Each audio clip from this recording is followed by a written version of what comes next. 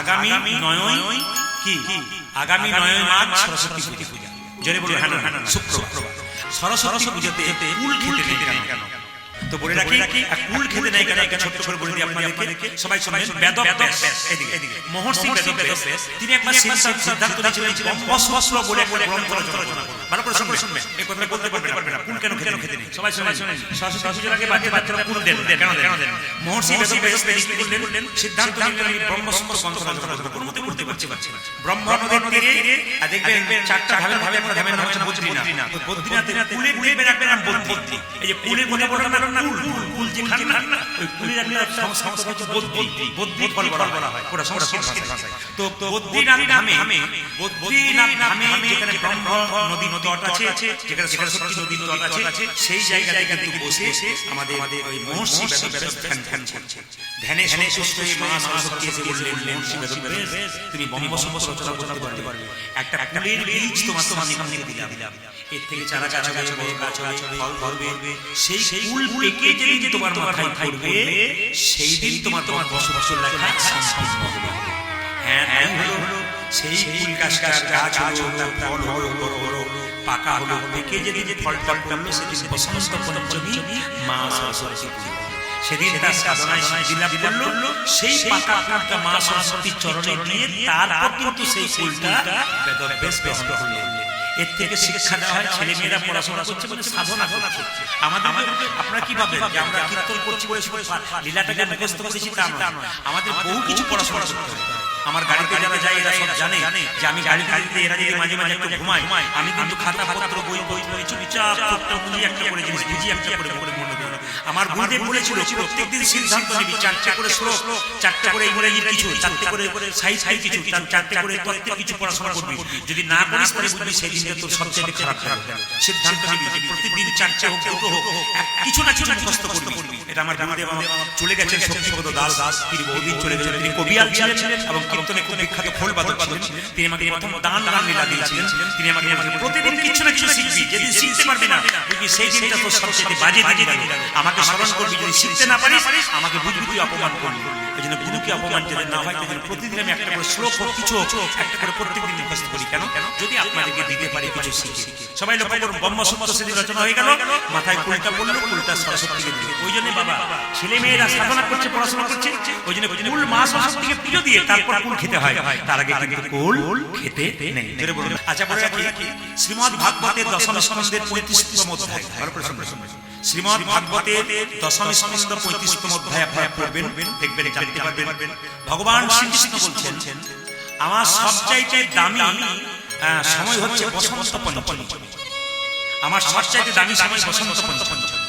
তাই সরস্বতী পুজো হয় মায়েরা বসন্ত পঞ্চমী। ওই দিন ছোট ছোট বাচ্চা মেয়েরা আপনারা একটু হলুদ শাড়ি পরে, কিংবা বাসন্তী রঙের শাড়ি পরে। মা সরস্বতীকে সেদিন আপনারা বাসন্তী রঙের শাড়ি পরে বসে পাঞ্জি দেবেন, বাচ্চা দিয়ে জামা পরান কি যাই পরান, বাসন্তী রঙ হলুদ রঙ পরাবেন। আর হলুদ ফুলই সরস্বতীকে দেবেন, মা খুব ভালোবাসেন। সেদিন যার বাড়িতে গোপাল আছে, গোপাল সেবা যারা করেন, যার বাড়িতে কৃষ্ণ আছে তাকে তো হলুদ কাপড় পরাবেন, কারণ গোপাল কিন্তু হলুদ কাপড় পরতে ভালোবাসে। আর সেই দিন হলুদ কাপড় শুধু নয়, আপনি গোপালকে একটা কাজ করবেন, সেদিন কিন্তু গোপালকে হলুদ গাঁদা ফুলের মালা পরাবেন। সেদিন ভগবান খুশি হবে। মা সরস্বতীকে যেমন পরাবেন, কৃষ্ণ পরাবেন। আর কি গোবিন্দের কাছে প্রার্থনা করবেন, প্রভু আমি তো অনেকটা শিখলাম, পরমার্থিক বিদ্যা যেন শিখতে পারি, আমি যেন গোবিন্দের চরণে ভক্তি রাখতে পারি, এই বিদ্যা আমাকে শেখাও। যেমন বাচ্চারা বলে কি বলে সরস্বতী মহাভাগে বিদ্যে কমলালোচনে বিশ্বরূপে বিশালাকার বিদ্যাং দেহি নমস্তে বলে না, তুমি নাও মা পুষ্পের ভার, আমাকে দাও মা বিদ্যার ভার। এই কথাটা বলার পর আপনার বাচ্চাকে কিন্তু এই কথাটা বলাবেন। আমি আপনাদের নিবেদন করলাম, এটা কিন্তু শ্রীমদ্ ভাগবতের দশম স্কন্ধের 35তম অধ্যায়। একবার বললাম, পড়ে দেখে নেবেন। শ্রীমদ্ ভাগবত গীতার 35তম অধ্যায় দশম স্কন্ধে পরিষ্কার করে বলছে যে সেদিন ভগবান শ্রীকৃষ্ণকে যে হলুদ রঙের কাপড় পরাতে পারবে, সেদিন কৃষ্ণকে যে হলুদ রঙের মালা পরাতে পারবে, সেদিন কৃষ্ণকে যে হলুদ ফুল দিতে পারবে, কৃষ্ণ তার সাথে খুব খুশি হবে। আপনি ছেলে মেয়েদের বলবেন যে বিদ্যার ভার যখন চাইবি, সেরকম ভগবানের কাছে মায়ের কাছে প্রার্থনা করুন, প্রভু মা তুমি আমাকে এই বিদ্যা দাও, পরমার্থিক বিদ্যা, যেন ভবিষ্যতে তোমার গুণগান গাইতে পারি, তোমার চরণে দিতে পারি। এটা কিন্তু মা বাবাদের শিক্ষা। কেন বলুন তো? একজন মা একজন বাঘিনী তার বাচ্চাকে সাঁতার শেখায়, আগে কিন্তু বাঘিনী জলে নেমে যাবে, তারপর বাচ্চাগুলো নামে। ভয়ে ভয়ে বাচ্চা নামতে চায়। সেরকম মা যদি ধর্মের পথে নেমে যায় তাহলে বাচ্চা নামবে না। কি বলছে নামবে না? অবশ্যই নামবে। আরে বাবারা তো কাজের জন্য পয়সা রোজগার করে যেন দোকানদারি ব্যবসা করতে বাইরে যায়, মায়ের হাতে হাতে ছেলেকে তৈরি করার দায়িত্ব। ওই জন্য প্রত্যেকটি মা জনগণকে বলবো আপনার সন্তানগুলোকে তৈরি করার দায়িত্ব আপনার। কেন? বাবার চাইতে মায়ের কাছে সন্তান অনেক বেশি থাকে। সন্তানের প্রথম স্কুল কিন্তু মায়ের দায়িত্ব, আর দ্বিতীয় স্কুল তার পরিবেশ। আপনি পরিবেশে আপনার ছেলে যত বড় হবে সবার কাছে নিবেদন রইল, একটু পরীক্ষা করে দেখবেন আপনার ছেলে কার সঙ্গে মিশছে। আপনার ছেলে যখন 25 বছর 24 বছর বয়স হবে, 25 বছর বয়স হবে, তখন দেখবেন আপনার ছেলে মেয়েরা কার সঙ্গে মিশছে।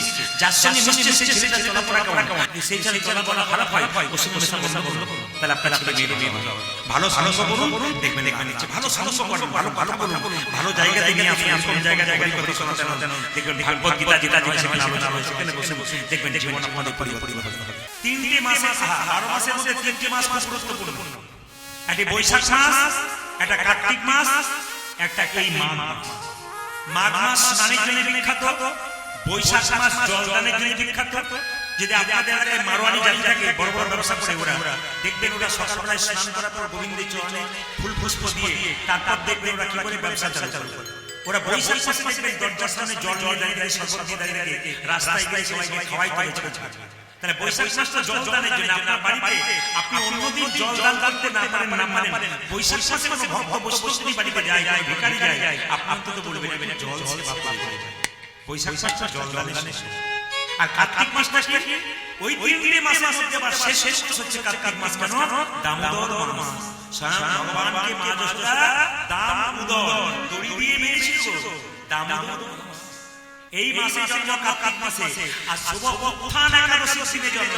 যত রকমের ব্রত করছেন শাস্ত্র বলছে আপনি জন্মাষ্টমী নাইবা করতে পারলেন, আপনি রাধাষ্টমী নাইবা করতে পারলেন, আপনি দুর্গাষ্টমী নাইবা করতে পারলেন, কিন্তু আপনি যদি একাদশী করতে পারেন আপনারা কোনো কিছু লাগবে না। 12 মাসে 24টা একাদশী যদি তাও না করতে পারেন 4টা করলেও পারা যায়। বলে কি কি? আমি যখন ইতিহাসে অনার্স নিয়েছিলাম একবার, তো তারপর আমি সাবজেক্টের মধ্যে গেলাম। আমাদের মাস্টারমশাই বলতেন 20টা নোট দেবো, এর মধ্যে 10টা পড়ে যাবে, এই 7টা পড়বো। তা আমরা ছেলে মেয়েরা তখন পড়াশোনা করবার সময় স্যারের কাছে যেতাম, প্রফেসরের কাছে, স্যার এক কাজ করুন 15টা করে দিন, 15-এর মধ্যে যেন 7টা পড়ে। আবার একদিন যেতাম, স্যার 10টা করে দিন, যেন 7টা পড়ে। আবার একদিন যেতাম, স্যার 8টা করে দিন, যেন 7টা পড়ে। মানে স্যার কিন্তু সংক্ষেপ করে দিতেন। সেরকম শাস্ত্রকাররা সংক্ষেপ করেছে 12 মাসে 24টা একাদশী না করতে পারলে 4টা অন্তত করো। কি কি? শয়ন, উত্থান, পার্শ্ব মোড়া, তার মধ্যে ভীমে ছোড়া। শয়ন একাদশী করো, উত্থান একাদশী করো, পার্শ্ব একাদশী করো, ভৈমা একাদশী করো। যদি করতে না পারো হিন্দু হয়ে 4টা একাদশী করো। মুসলিম সমাজের মানুষ 30 দিনে 30টা রোজা করে, ওরা জল তো খাওয়া দূরে কথা, থুতু গেলে যা পর্যন্ত 30 দিন ঠিক থাকবে, নির্জলা থাকে ভোর 4টা থেকে সন্ধ্যে 6টা পর্যন্ত। আর আমরা খেতে পাই তবু একাদশী করতে পারি না। কিন্তু কোন একাদশীর দিনে জন্ম নিল? যদি কেউ একাদশী ধরে তাহলে উত্থান একাদশীকে ধরে। সবচেয়ে বড় একাদশী উত্থান একাদশী, সেদিন হচ্ছে সুদামার জন্ম। কৃষ্ণ নিজের মুখে বলেছে কেউ যদি আমাকে বিনামূল্যে কিনতে চায় তাকে কিছু বলতে হবে না, শুধু রাধে রাধে বললে আমি তার কাছে বিক্রি হয়ে যাই। যদি কৃষ্ণের কথাটা তাই হয় যে রাধে রাধে বললে আপনি কৃষ্ণের কাছে বিক্রি হয়ে যান, তাহলে আপনি রাধে রাধে বলুন না, জোরে বলুন। কি বলতে হবে? দোনো হাত উঠাকে বলো, আর একটু জোরে বলো। মাঝে মাঝে বলবেন আপনারা, আমি খুব খুশি হব। এই জায়গাটা বৃন্দাবন তৈরি হয়ে গেছে। তেতার ভরত এসে জন্ম নিল, একটু শুনবেন রামায়ণ। আচ্ছা কিছু মনে করবেন না, আপনার একটু জোরে বলবেন। মায়েদেরকে জিজ্ঞেস করবেন, মায়েদেরকে যারা 2-4টা গল্প করছে তাদের জন্য। আচ্ছা রামচন্দ্র 12 বছরের জন্য বনবাসী গিয়েছিল। হ্যাঁ, আপনারা তো সবাই চুপ করে আছেন। মায়েরা তুমি কি আর বলবে না? আচ্ছা রামচন্দ্র কত বছরের জন্য বনবাসী গিয়েছিল? হ্যাঁ, রামচন্দ্র 14 বছরের জন্য বনবাসে গিয়েছিল।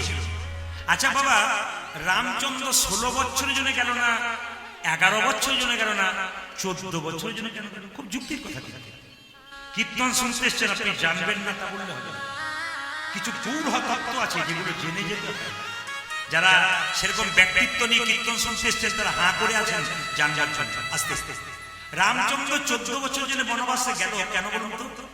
না কই মা রামচন্দ্রকে 14 বছরের বনবাস চাইলো মন্থরার দ্বারা একটা কারণে, 12 বছরে এক যুগ, এইদিকে 12 বছরে এক যুগ। যদি কোনো বাড়িতে একটা ছেলে বাইরে চলে যায় ঘর থেকে বেরিয়ে 12 বছর তার খোঁজ না মেলে, তবে তার শ্রাদ্ধ কাজ করা যায়, জেনে নেবেন আপনারা। আপনার বাড়ি কোনো ছেলে যদি বাইরে চলে গেছে 12 বছর পেরিয়ে গেল, তাহলে শাস্ত্র অনুযায়ী তার শ্রাদ্ধ কাজ করা যায় 12 বছর পেরিয়ে। এখন কই জানে যে 12 বছর পেরিয়ে যায়, তারপর আরো 2 বছর পেরিয়ে যায়, রামচন্দ্র থাকবেন, তাহলে আমার ছেলে ভরত চিরকাল রাজা হয়ে থাকবে। এই মনোবৃত্তি নিয়ে করেছিল। সবাই শুনলেন যে যেখানে বসে রামচন্দ্রের 14 বছরে বনবাস হওয়ার কথা বলি। এক সময় রাজা দশরথ কি করেছিল, এক সময় রাজা দশরথ যুদ্ধে গিয়েছিল, তার যুদ্ধে একটা আঙ্গুলের মধ্যে ঘা হয়েছিল, ক্ষত। সবাই এই ঘাটা কবিরাজ সবকিছু সারালো, শেষ ঔষধ সারাতে পারল না। তখন কবিরাজ বলে একটা টোটকা ওষুধের কথা বলি, আপনার তো 3টে রানী, আপনার এই ঘাটা ভালো হয়ে যাবে। কোনো রানী যদি এই আঙ্গুলটা মুখের মধ্যে ভরে চুষে পরিষ্কার করতে পারে, একবার পরিষ্কার হয়ে যাবে, লালা দিয়ে পরিষ্কার করতে পারে। এখন রাজা দশরথের মনে খুব বিশ্বাস যে কৌশলটা কিন্তু করবে, সে আমার বড় রানী, সে আমাকে খুব ভালোবাসে, সুমিত্রা খুব ভালোবাসে, কিন্তু কইর উপরে খুব একটা ভরসা নেই, কিন্তু কৌশলটা করে কি, এতক্ষণ আমার হাতটার দিকে দেখো, আঙুলে ঘাটা ভালো হচ্ছে না, কবিরাজ একটা টোটকা ওষুধের কথা বলেছে, যদি তুমি মুখের লাল দিয়ে পরিষ্কার করতে পারো, ব্যাস আমার ঘা ভালো হয়ে যাবে। মাথা নিচু করে দাঁড়িয়েছে কৌশল, স্বামী সবকিছু পারি, এটা পারবে না। বাহ বাহ, এই তোমার ভালোবাসা। স্ত্রীর ভালোবাসা পরীক্ষা হয় কোন সময়, স্বামীর বিপদের সময় স্ত্রী যদি পাশে থাকে, একবারে সারাটা জীবন জানবেন তিনি হচ্ছেন আসল স্ত্রী। আর স্বামী বিপদে পড়েছে, তখন অন্য পথে চলতে শুরু করলো, ওটা স্ত্রী নয়, ওটা সহধর্মিনী নয়, ওটা সহপাপিনী ছিল। সবাই লক্ষ্য করুন, কৌশলটা কোনমতে করলো সুমিত্রা, তুমি। সুমিত্রা বলল, স্বামী আমিও পারলাম না, ওই তোমার ওই আঙুলটাকে মুখ দিয়ে লাল লাল পরিষ্কার করতে, না আমি পারবো। বেশ ঠিক আছে, আচ্ছা দেখি কই দেখি, ও তো করবেই না। এই যে কই স্বামী, আমার আঙুলটাতে ঘা হয়ে গেছে, পরিষ্কার করে দিতে পারবে লালা দিয়ে মুখে আঙুলটা ভরে? নিশ্চয়ই পারবে। তুমি পারবে? হ্যাঁ, আমি যে তোমার উপর বিশ্বাস করতে পারি। স্বামী যদি চলে যায়, স্ত্রীর সবচাইতে দামি জায়গা হলো স্মৃতির সিঁদুর হাতের শাখা। স্ত্রীর সবচাইতে দামি জিনিস হলো স্মৃতির সিঁদুর হাতের শাখা। এই যে দুর্গাপূজা আপনার সিঁদুর খেলা খেলেন, দেখবেন দুর্গাপূজাতে একটা নতুন রীতি আমাদের জন্মেছে সংসারে, সমাজে, সিঁদুর খেলা। কিন্তু মায়েরা জানেন সিঁদুর খেলার জিনিস নয়, সিঁদুর শ্রদ্ধার জিনিস, সিঁদুর ভক্তি জিনিস। এক চিমটি সিঁদুরের কি দাম, আপনার পাশের বাড়ির মেয়েটা যে বিধবা হয়েছে একমাত্র সেই জানতে পারছে এক চিমটি সিঁদুরের কি দাম।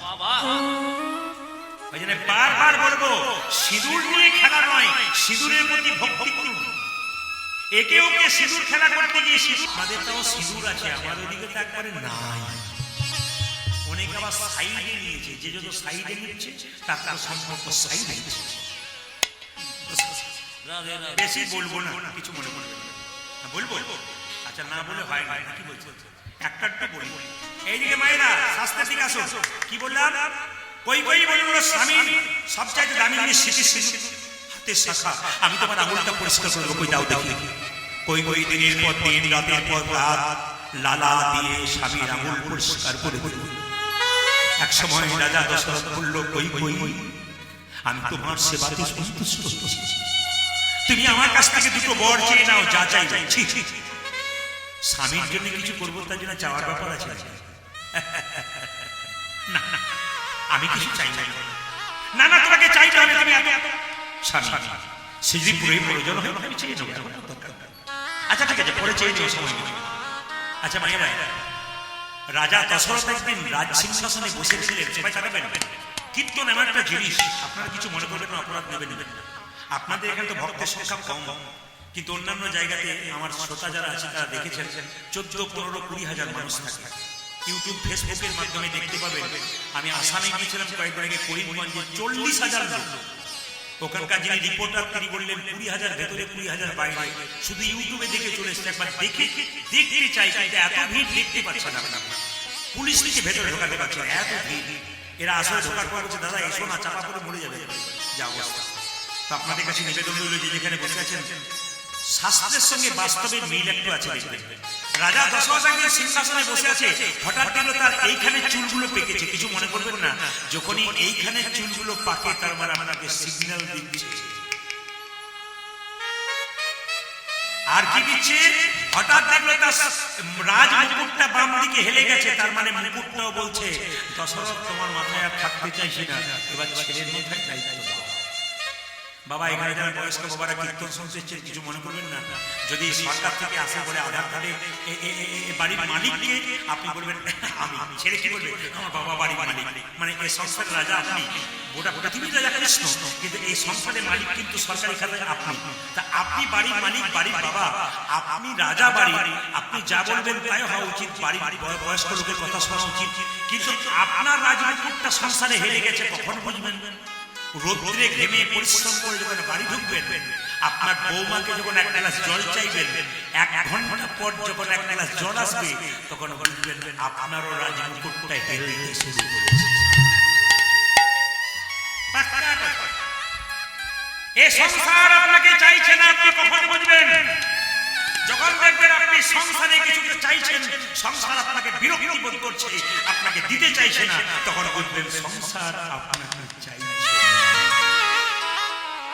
সবাই রাজা দশরথ বলল কালকেই রামের রাজ্যাভিষেক হবে, রাম রাজা হবে। কই কই মা ফুলের মালা গাচ্ছে রামের গলায় পরাবে, আমার রাম রাজা হবে, আমার রাম রাজা হবে। কই কই তো জন্ম দেয় নাই, তবু বলছে আমার রাম রাজা হবে, আমি রামকে। পাশ থেকে একটা মেয়ে কানের সামনে বলে বলল কি করছিস? মালা গাচ্ছি। কার জন্যে? রামের জন্য। রাখ রাখ রাখ ওই মালা, কার জন্য গাচ্ছি? রামের জন্য। আরে কৌশল্য হবে রাজমাতা, তুই তো ভিখারিনী হবি। এক কাজ কর, রাজা দশরথের সেবা করেছিল তখন 2টো বর পাওনা ছিল। এক বরে চেয়ে রামচন্দ্রের 14 বছরের বনবাস, এক বরে পুত্র ভরতের সিংহাসন।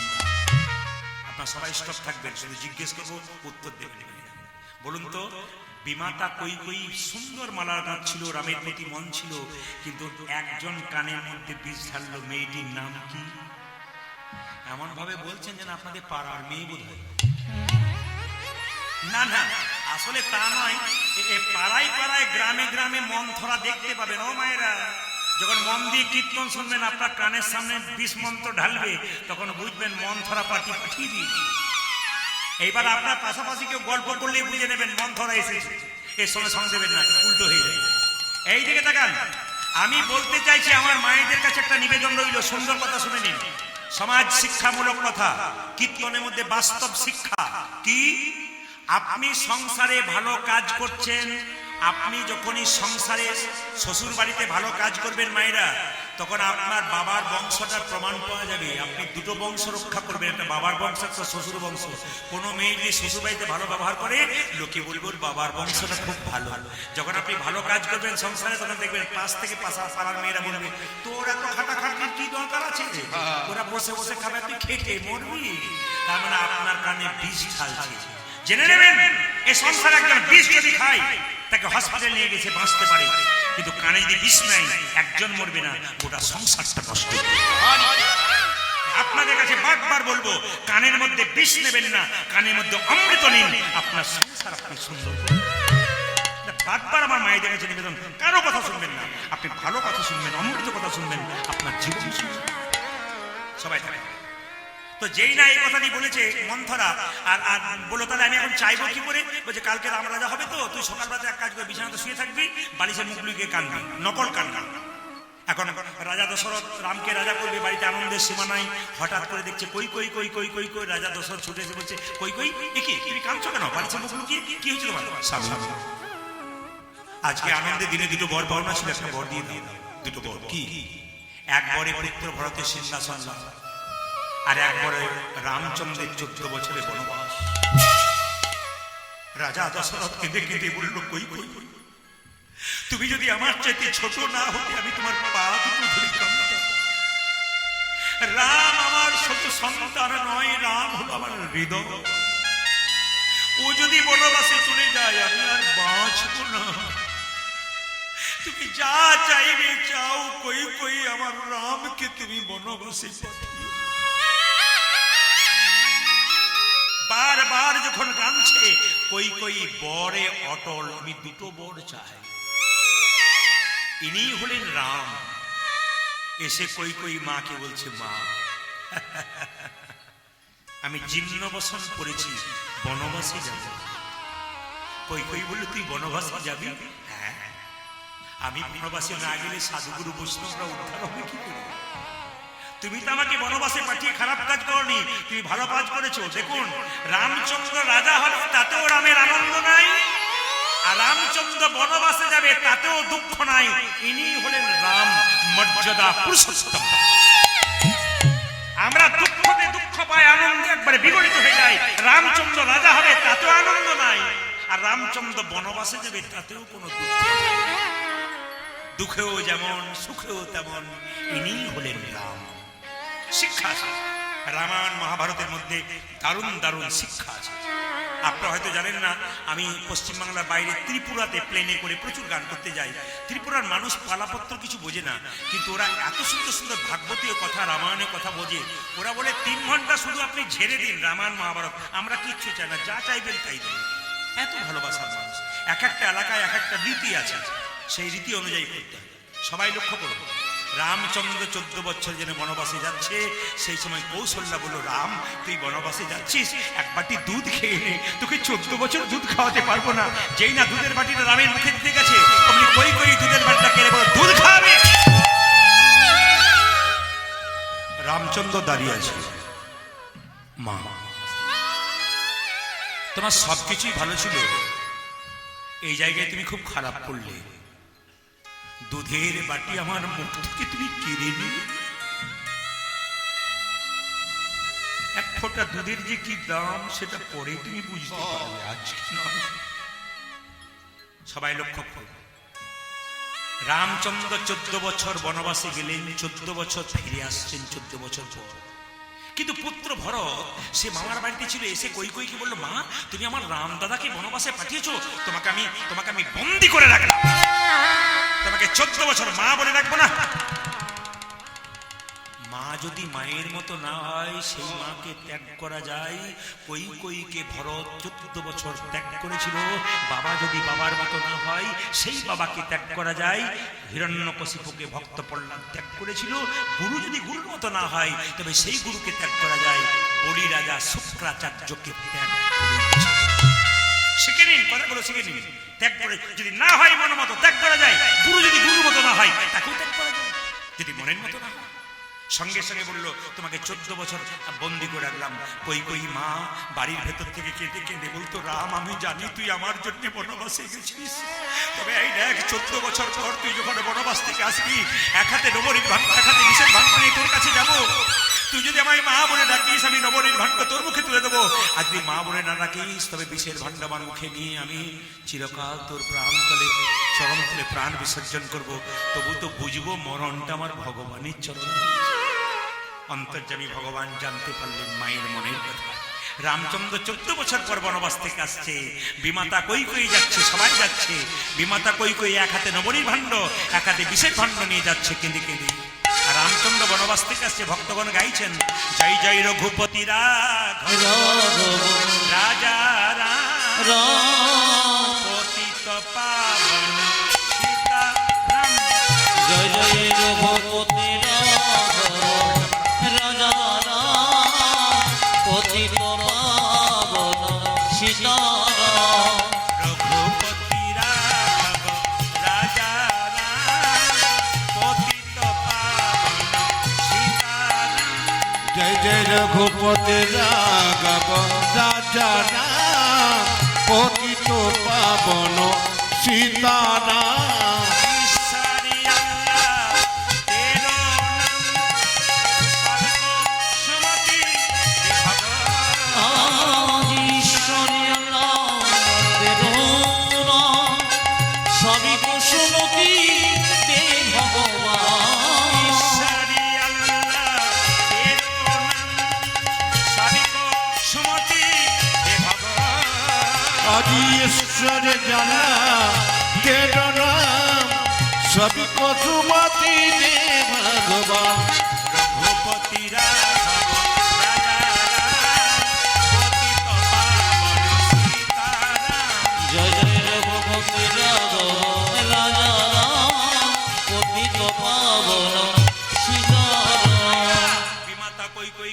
আনতে যাচ্ছে, এক হাতে নবনী ভান্ড, এক হাতে বিষের ভান্ড নিয়ে।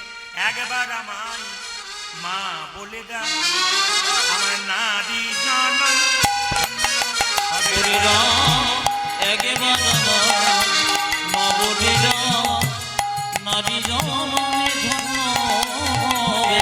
একবার আমায় মা বলে ডাক, নারী জনম ধন্য হবে। বুঝা যে একবার রামায় মা বলে ডাক, নারী জনম ধন্য হবে। মা বলে ডাক রে একবার, হরে রাম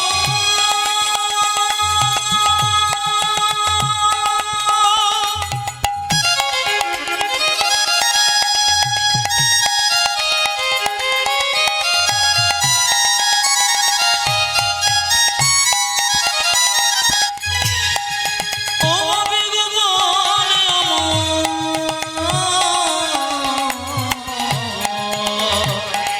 মামা বলে ডাকিরে আইলো, নারী জনমে ধন্য হবে।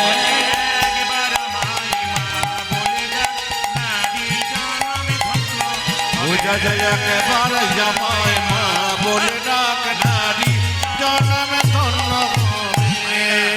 বিমাতা কই কই চলেছে, এক হাতে নবনীর ভান্ড, বিষের ভান্ড নিয়ে। রামচন্দ্র জয়দেব বলল, মা তুমি কেমন আছো? বিমাতা কই কই নবনীর ভান্ড রামের মুখে তুলে দিলেন। রাম কেঁদে কেঁদে বলছে, মা তুমি কেমন আছো? বিমাতা কই কই বলছে, ওরে রাম, কথা দিয়ে তুই আমার গর্ভে জন্ম নিয়ে আমার স্তনদুগ্ধ পান করে তুই মনোবাসনা পূর্ণ করবি। এই যুগে তো তুই আমার গর্ভে জন্ম নিতে পারবি না। আমার গর্ভে জন্ম নিয়ে আমার স্তনদুগ্ধ পান করে তুই মনের বাসনা পূর্ণ করবি। রামচন্দ্র বলল, মা গো এই যুগে তো হবে না, আগামী দাপরে কংসের কারাগারে জন্ম নেব আমি। আমার নাম হবে কৃষ্ণ, তুমি হবে দৈবকী। তোমার গর্ভে জন্ম নেব, তোমার স্তনদুগ্ধ পান করতে পারবো না। কেন জানো? যেদিন বনবাসে যাচ্ছিলাম, আমার মুখ থেকে দুধের বাটি খেয়ে তুমি মাটিতে ফেলে দিয়েছি। সেই দিন বুঝবে যেদিন আমাকে কৃষ্ণরূপে জন্ম দেবে, আমি তোমার স্তনদুগ্ধ পান করবো না। সেদিন তোমার কেমন হবে? দৈবকী হলো, রামচন্দ্র কৃষ্ণ হলো। জন্মের পরে কৃষ্ণ কি করলো? চলে গেল। আচ্ছা মায়েরা, বাচ্চা জন্মের পর বাচ্চা যদি মারা যায় বা বাচ্চাকে কেউ নিয়ে যায়, মায়ের দুগ্ধ দেখবেন আপনা আপনি পড়তে থাকে। দৈবকী কেঁদে কেঁদে বলছে, ওরে কৃষ্ণ, আমার যে এই স্তনদুগ্ধ আপনা আপনি মাটিতে খসে পড়বে, গড়গড় করে পড়বে, আমার দুগ্ধটা কি হবে? ভগবান রামচন্দ্র বলেছিল, যেদিন তুমি দৈবকী হবে, আমি যেদিন কৃষ্ণ হব, আমি যেদিন চলে যাব নন্দালয়ে, তখন তোমার দুগ্ধ মাটিতে পড়বে। আমি তোমার কথা দিলাম, যে মাটিতে দুগ্ধ পড়বে সেই মাটিতে চিড়ের মালসা তৈরি হবে। এই যে আপনারা চিড়ের মালসা দেন না ভগবানের ভজনে, ভগবানের যেখানে আটন পাতা হয়, চিড়ের মালসা হয় না বাবা?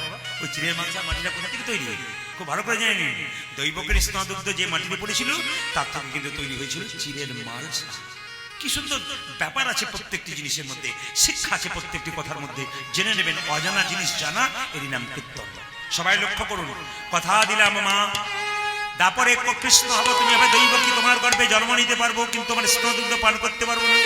তবে তোমার গর্ভে জন্ম নিয়ে তোমার স্তনদুগ্ধ পান করে তোমার মনোবাসনা পূর্ণ করবো। যেদিন নদী আই গৌরাঙ্গ, যেদিন নদী আয় গৌরাঙ্গ, নদী আই গৌরাঙ্গ, বুঝা যে নদী আই গৌরাঙ্গ হব। ধর্ম শিখাইব, নদী আই গৌরাঙ্গ, যেদিন আচরি ধর্ম শেখাইব, নদী আয় গৌরাঙ্গ। যদি ধর্ম শিখাইব, হরি মন বয়ারে বনাইব। আজ আচরি ধর্ম শেখাইব, বুঝা যে আচরি ধর্ম শিখাইব, আমি নদী আই গৌরাঙ্গ হব। লক্ষ্য করুন মায়েরা, যে যেখানে বসে আছেন, রামচন্দ্র 14 বছর জন্য বনবাস থেকে ফিরে এলো, কিন্তু পুত্র ভরত মানে ভাই ভরত চিৎকার করে বলল, দাদা তুমি তো 14 বছর জন্য বনবাসে এসছো। যখন রামচন্দ্র বনবাসে ছিল, তখন ভাই ভরত ছুটে গিয়ে বলল, আমি রাজা হব না। এই দিকে আমাদের সমাজে ভাই যদি ভাইকে ঠকাতে পারে, তবে এক ভাই খুব খুশি হয়। কিন্তু ভরত গিয়ে বলছে, দাদা যে সিংহাসনে তোমার জায়গা, আমি সেই সিংহাসনে বসবো না। রামচন্দ্র বলছে, আমি 14 বছর না পেরোলে যাবো না, কারণ পিতৃ সত্য পালন করবার জন্য এসেছি, আমি কোনো মতেই যাবো না। বলছে, দাদা আমি কোনো মতেই সিংহাসনে বসবো না। রামচন্দ্র বলছে, বসবি না? যে না, তবে এক কাজ কর, নিচে বসে সিংহাসন, নিচে বসে তুই রাজকার্য পরিচালনা করবি। দাদা নিজে যদি বসে আমাকে রাজকার্য পরিচালনা করতে সিংহাসনে না বসতে হয়, তোমার খড়ম যুগল দাও, আমি সিংহাসনে বসাবো আর তোমার খড়মকে প্রণাম করে আমি রাজকার্য পরিচালনা করব নিচে কুশ আসনে বসে। 14 বছর ধরে ভরত সিংহাসন লাভ করেছিল, কিন্তু সিংহাসনে বসে না, কুশ আসনে বসেছিল আর খড়ম যুগলকে প্রণাম করেছিল। রামচন্দ্র এসে বলেছিল, ওরে ভরত, তুই আমার জন্য এত করলি, আমি তোকে কথা দিলাম এ যুগে তুই আমার প্রাণের ভাই ভরত হলি, কিন্তু আগামী দাপরে আমি যখন কৃষ্ণ হব তুই আমার বন্ধু রূপে জনমে নিবি। বন্ধু রূপে জনমে নিবি, রূপে জনমে নিবি, তুই আমার বন্ধু রূপে জনমে নিবি। সুদামা হয়ে জন্ম নিবি, বন্ধু রূপে জনমে নিবি। ও তুই সুদামা হয়ে জন্ম নিবি, বন্ধু রূপে জনম নেবে, মনে বাসনা পুরাবে, বন্ধু রূপে জনম নেবে, মনে বাসনা পুরাইবে, বন্ধু রূপে জনম নেবে। কৃষ্ণ বৃন্দাবনে জন্ম নিল, বিধর্ম গ্রামে বৃন্দাবনের পাশেই সুদামা জন্ম নিল। ছোট থেকে সুদামা কৃষ্ণ খেলা করে, এখন যখন গোষ্ঠে যায় সকালবেলায় খুব আনন্দ করে খেলা করে, প্রিয় বন্ধু তো কিভাবে খেলা করছে দেখুন, মায়েরা সবাই লক্ষ্য করুন কিভাবে খেলা করছে। পদকর্তা বলছে যে কৃষ্ণ বলরাম 26 জন সখা মিলে কিভাবে খেলা করছে। কানাই খেলেছে বিনোদ খেলা, কানাই খেলেছে বিনোদ খেলা, পুরি কানাই খেলেছি বিনোদ খেলা গো, কানাই খেলেছি বিনোদ খেলা, কানাই খেলেছে বিনোদ খেলা, ও কানাই খেলিছে বিনোদর খেলা গো, কানাই খেলিছে বিনোদ খেলা। গায়ে রাঙা মাটি কোটি তটে ধরে, কানাই গায়ে রাঙামাটি কোটি তটে ধরে,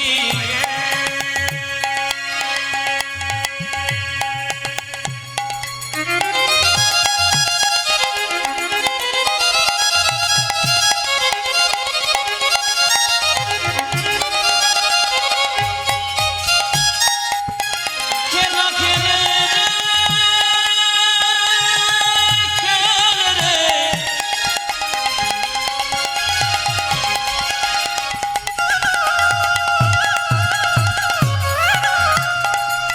ভাই কানাইয়া রে, খেলে রে,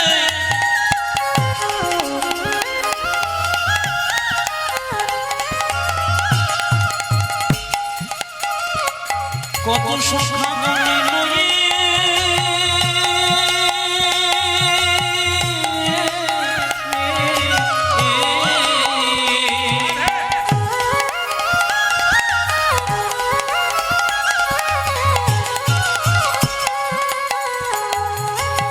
কানাই খেলা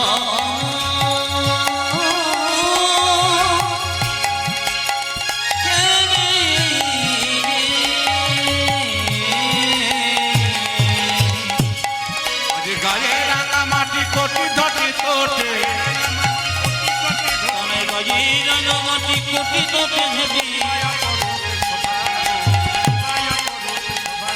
কানা খেলিছে বিনোদর খেলা গো, কানা খেলিছে বিনোদর খেলা। কানাই খেলিছে বিনোদ খেলা, কানাই খেলিছে বিনোদ খেলা, আমরা খেলবো মোরা তুমি আমরা খেলিব মোরা নতুন খেলা, মোরা তুমি ওই আমরা খেলবো না নতুন খেলা, কি খেলা খেলবি নতুন খেলা, কাঁধে গড়ায়া কাঁধে চড়া খেলবো মোরা নতুন খেলা। ওই যে কাঁধে করা যারে কাঁধে চোরা, খেলিব মোরা নতুন খেলা, কাঁধে করায় আর কাঁধে তোড়া, খেলিব মোরা নতুন কাঁধে খেলা, কাঁধে করায় আর কাঁধে তোড়া, খেলিব মোরা নতুন ওই খেলা, আমরা খেলবো না নতুন খেলা। কানাই খেলিছে বিনোদ খেলা গো, কানাই খেলিছে বিনোদ খেলা, কানাই খেলিছে বিনোদর খেলা গো, কানাই খেলিছে বিনোদর খেলা। কিছু মনে করবেন না, কৃষ্ণের 24 জন বন্ধু ছিল। কৃষ্ণের 24 জন বন্ধু নিয়ে কৃষ্ণ খেলা করতে বনে, তার মধ্যে 2 জন বাদ পড়ে, কৃষ্ণ এবং বলরাম, 26। বলছে আজকে একটা নতুন খেলা খেলবো। নতুন খেলা কি মায়েরা? বলছে যে গাছের নিচে আমরা দাঁড়িয়ে আছি, তোর খুব শরীর খারাপ নাকি, খালি বসে বসে পড়ছিস? বলছে কি, এই দেখা, বলছে এই তো বট গাছের নিচে বসে আছি, তা বট গাছ থেকে 26টা পাতা পাড়া হবে। এই 26টা পাতার মধ্যে একটা পাতাতে ছিদ্র করে দেওয়া হবে। 26টা পাতা একসঙ্গে মিশিয়ে দেওয়া হবে, সবার চোখে কাপড় বেঁধে দেওয়া হবে, সবাই একটা একটা করে পাতা তুলে নেবে। যে ছিদ্র করা পাতাটা পাবে তার কাঁধে সবাই একবার করে চাপাবে।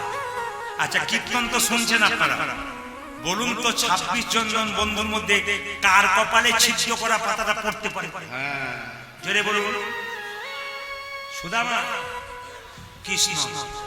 আপনারা এত জানেন, যদি জানতাম তাহলে আমি আসতাম না। খুব ভালো, মানে এইটাই তো চাই। আমাকে অনেকে কিছু মনে করবেন না, প্রত্যেক জায়গাতে বলে আপনি কীর্তন করবেন কি, আপনি তো কীর্তন করিয়ে নেন, মানুষকে দিয়ে করিয়ে নেন। এই যে মাঝে মাঝে জিজ্ঞেস করেন না, অ্যাটেনশনটা পাকা থাকে, সবার অ্যাটেনশন। আমি ওরা এই দিকে তাকান, এই দিকে তাকান, অনেকে দেখবেন খুব বিরক্ত হয়। কেন? ওইটা তা না। মাস্টারমশাই পড়ানোর সময় যদি ছেলেদেরকে মাঝে মাঝে অ্যাটেনশন করানো যায়, কারণ আমি ছোট থেকে, আমি পড়াশোনা করার পর বর্ধমানে ইংরেজিতে এমএ করার পর আমি অনেক ছেলেদের মেয়েদেরকে পড়িয়েছি, বহু ছেলে মেয়ে যারা এখন চাকরি করছে। কিন্তু তো নিবেদন রইল আপনাদের কাছে, আমার এইটাই নির্দেশ, 125টা 30টা ছেলে বা 140টা ছেলে আমার কাছে ইংরেজি টিউশন করতে এসেছে। তো আমি তাদেরকে ওই দূরে বসতো, তাদেরকে অ্যাটেনশন করাতাম, কি বলে পড়িয়ে পড়িয়ে অভ্যাস হয়ে গেছে। তো সবাই লক্ষ্য করুন যে এখানে 26 জন বন্ধু একসঙ্গে পাতাগুলোকে একটা ছিদ্র করে মিশিয়ে দিয়েছে চোখে। এই দাদা, তোর কি পড়লো? এই তোরটা কি রে? আমারটা ভালো। তোরটা কি রে? আমারটা ভালো। আরে তোর কি রে? তোরটা ভালো। আমারটা তো ছিদ্র করা পারে।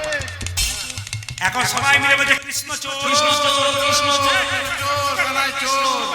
আমি চোর। তোদের জন্য নবনী চুরি করবো, তোরা খাবি। আমি চোর। আমি লোকের বাড়িতে নবনী চুরি করবো, তোরা চুরি করা জিনিস খাবি। তোরা চোর নয়, কিছু মনে করবেন না। যে চুরি করে আর যে চুরি করা জিনিস নেয়, সে বেটাও চোর। তোরা সবাই চোর। আচ্ছা, এক কাজ করার দরকার নেই, এক এক করে সবাই মিলে তোর কাঁধে চাপ। কৃষ্ণ মনে মনে ভাবছে, সুদামা রে, আমি কেন চোর হলাম, কেউ বুঝুক না বুঝুক। ঠিক করবো, আমি কেন চোর হলাম, কেউ বুঝুক আর না বুঝুক, প্রকৃত ভক্ত বুঝতে পারে। ভগবান মনে মনে ভাবে, ভক্ত তো আমায় কাঁধে করে প্রত্যেক দিন নিয়ে যায়। ভক্তের কতখানি আনন্দ হয় তা তো আমি অনুভব করতে পারি না। আমি ভগবান হয়ে ভক্তকে একবার কাঁধে চাপাবো, আমি দেখব ভক্তকে কাঁধে চাপিয়ে ভগবানের কতখানি আনন্দ। বল হরি বল। এই জগতে কেউ যদি মনে করে আমি শুধু ভগবানের কথা ভাববো, ভগবান ভাববে না, তা ভুল করছেন। শাস্ত্র বলছে, যে যথামাং প্রপদ্যন্তে তংস্ততৈব ভজম্যহম মম বত্মানুবর্তন্তে মনুষ্য পার্থ সর্বস্ব। ভগবান নিজের মুখে বলছে, যে আমায় যেমন ভাবে ভালোবাসে রে সুদামা, আমি তাকে তেমন ভাবে ভালোবাসি। কেউ যদি সারা দিনের মাথায় আমায় 1 ঘন্টা ভালোবাসে, আমি তাকে তেমন ভালোবাসি। আর কেউ যদি সারাদিন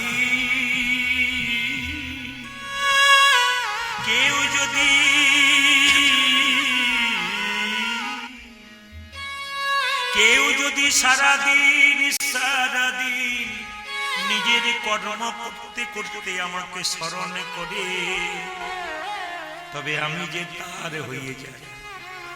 কেউ যদি চোখের জলে আমায় একটু নিবেদন করতে পারে, আমি যে তার কাছে বিক্রি হয়ে যায়। সবাই তাকাবেন বাবা, আপনাদের কাছে নিবেদন রইল, কীর্তন শুনছেন তো? এই কীর্তন আপনারা ইউটিউবে পেয়েছেন? জোরে বলুন হ্যাঁ না। কোনদিন পাচ্ছেন? পাবেন না, কিন্তু এইখানে পাবেন। কেন পাবেন? পরিপূর্ণ পুষ্টতা লাভ করতে গেলে আসরে আসতে হয়।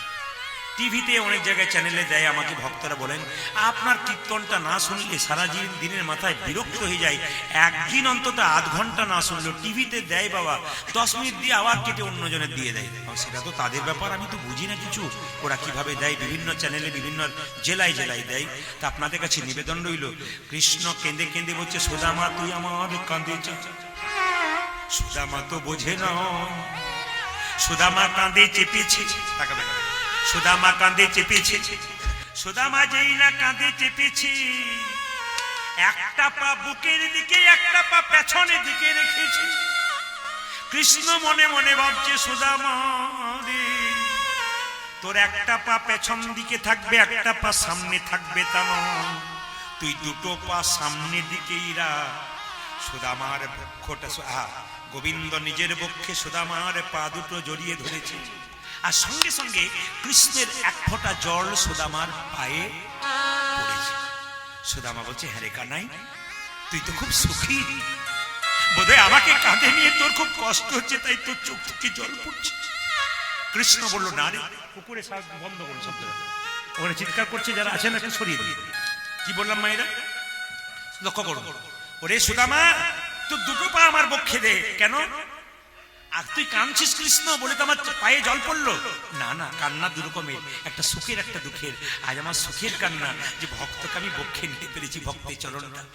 সবাই লক্ষ্য করুন, সুদামাকে নিয়ে কৃষ্ণ যখন চলে যাচ্ছে দৌড়ে দৌড়ে, তো সঙ্গে সঙ্গে সুদামা বলছে কৃষ্ণ এই পড়ে যাবো পড়ে যাবো পড়ে যাবো, তুই আমাকে জাপটে ধর, দেখবি তুই পড়বি না। এখানে ভগবান বলছে এ জগতে কোনো জীব যদি আমাকে ধরার মতো ধরতে পারে, তবে তার পড়বার কোনোদিন কেউ যদি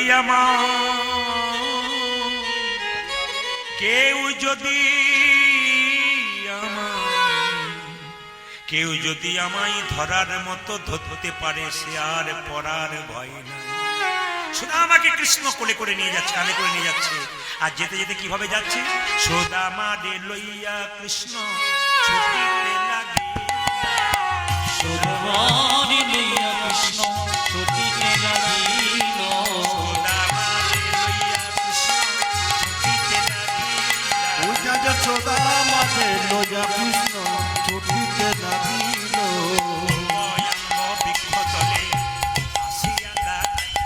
আজি পঙ্কজ বৃক্ষতলে আসিয়া দাঁড়ালো, ওই একটা পক্ষ আমরা বৃক্ষ তলে আসিয়া দাঁড়ালো। বলি দাদা ভাই দর ভাই দর ভাই,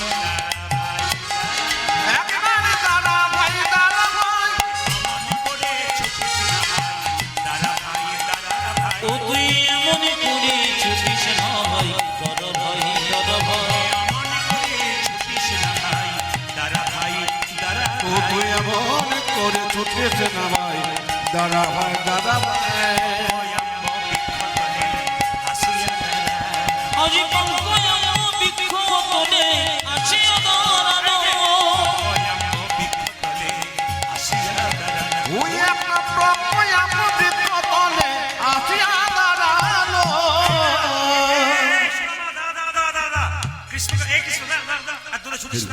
আমি পড়ে যাবো। বলছে এক কাজ কর, আম গাছের নিচে দাঁড়িয়েছে পাকা পাকা আম, তুই খাবি আমিও খাবো। সুদামা আমগুলো পাচ্ছে আর নিজে খাচ্ছে। কৃষ্ণ বলে সুদামা তুই খুব স্বার্থপর, আমার কাঁধে চেপে আছিস, আমার কষ্ট হচ্ছে, তুই আম পাচ্ছিস নিজে খাচ্ছিস, আমায় দিচ্ছিস না। সুদামা বলছে না রে কানাই, তোকে আগে দিচ্ছি না, আমি আগে খাচ্ছি কেন জানিস? কংস রাজা বড় দুষ্ট, যদি আমের মধ্যে বিষ মিশিয়ে দেয়, আমি যদি মরে যাই তবে তুই আমায় বাঁচাতে পারবি, কিন্তু তুই মরে গেলে আর কে বাঁচাবে? কত সুন্দর কথা দেখো, ভক্ত ভগবানকে কতখানি ভালোবাসে, বন্ধুত্বের সম্পর্ক কত গাঢ় এই কীর্তনের মাধ্যমে শুনতে পারবে। বলছে আমি আগে আমটা খাচ্ছি, একটু আম তোকে দেবো কেন বলতো? যদি খেয়ে যদি আমি মরে যাই তুই আমায় বাঁচাতে পারবি, কিন্তু তুই যদি মরে যাস কে বাঁচাবে? বাবা, ভগবানকে যদি পবিত্রতা না থাকে, বড় প্রেম থাকে, ভক্তি ভরে দেওয়া যায়, এঁঠো খাবারও হয়। সবরই কি করেছিল? এটা খাবার গোবিন্দকে দেয় না, রামকে দেয় না, কেন দিয়েছিল? ভক্তি যার কৃষ্ণ তার, সর্বশাস্ত্রে কয় ভক্তি না থাকলে কৃষ্ণ দেখিনি কি বা হয়। যেই না মায়েরা এঁঠো আমটা প্রথমে খেয়েছে কৃষ্ণকে দিয়েছে, কৃষ্ণ বলে তুই এবার খা। কৃষ্ণের আমটা যেই না সুদামা খেয়েছে, সুদামা কেঁদে কেঁদে বলছে কানাই রে তোর এঁঠো বড় মিঠো লাগে ভাই রে কানাই। তোর একটু বড় মিঠো লাগে ভাই রে কানা। তোর এঁঠো বড় ভালো লাগে ভাই রে কানাই। প্রিয় তোর এঠো বড় মিঠো লাগে ভাই রে কানা। খাইতে বড় সুখ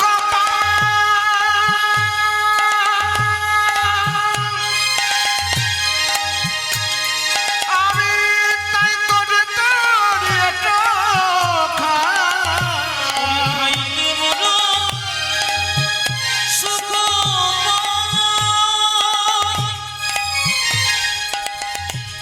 তাই তো তোর চোখ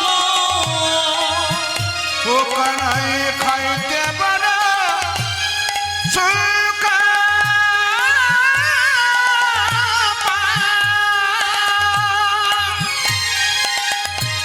তাই তোর তোর এঠো খাই।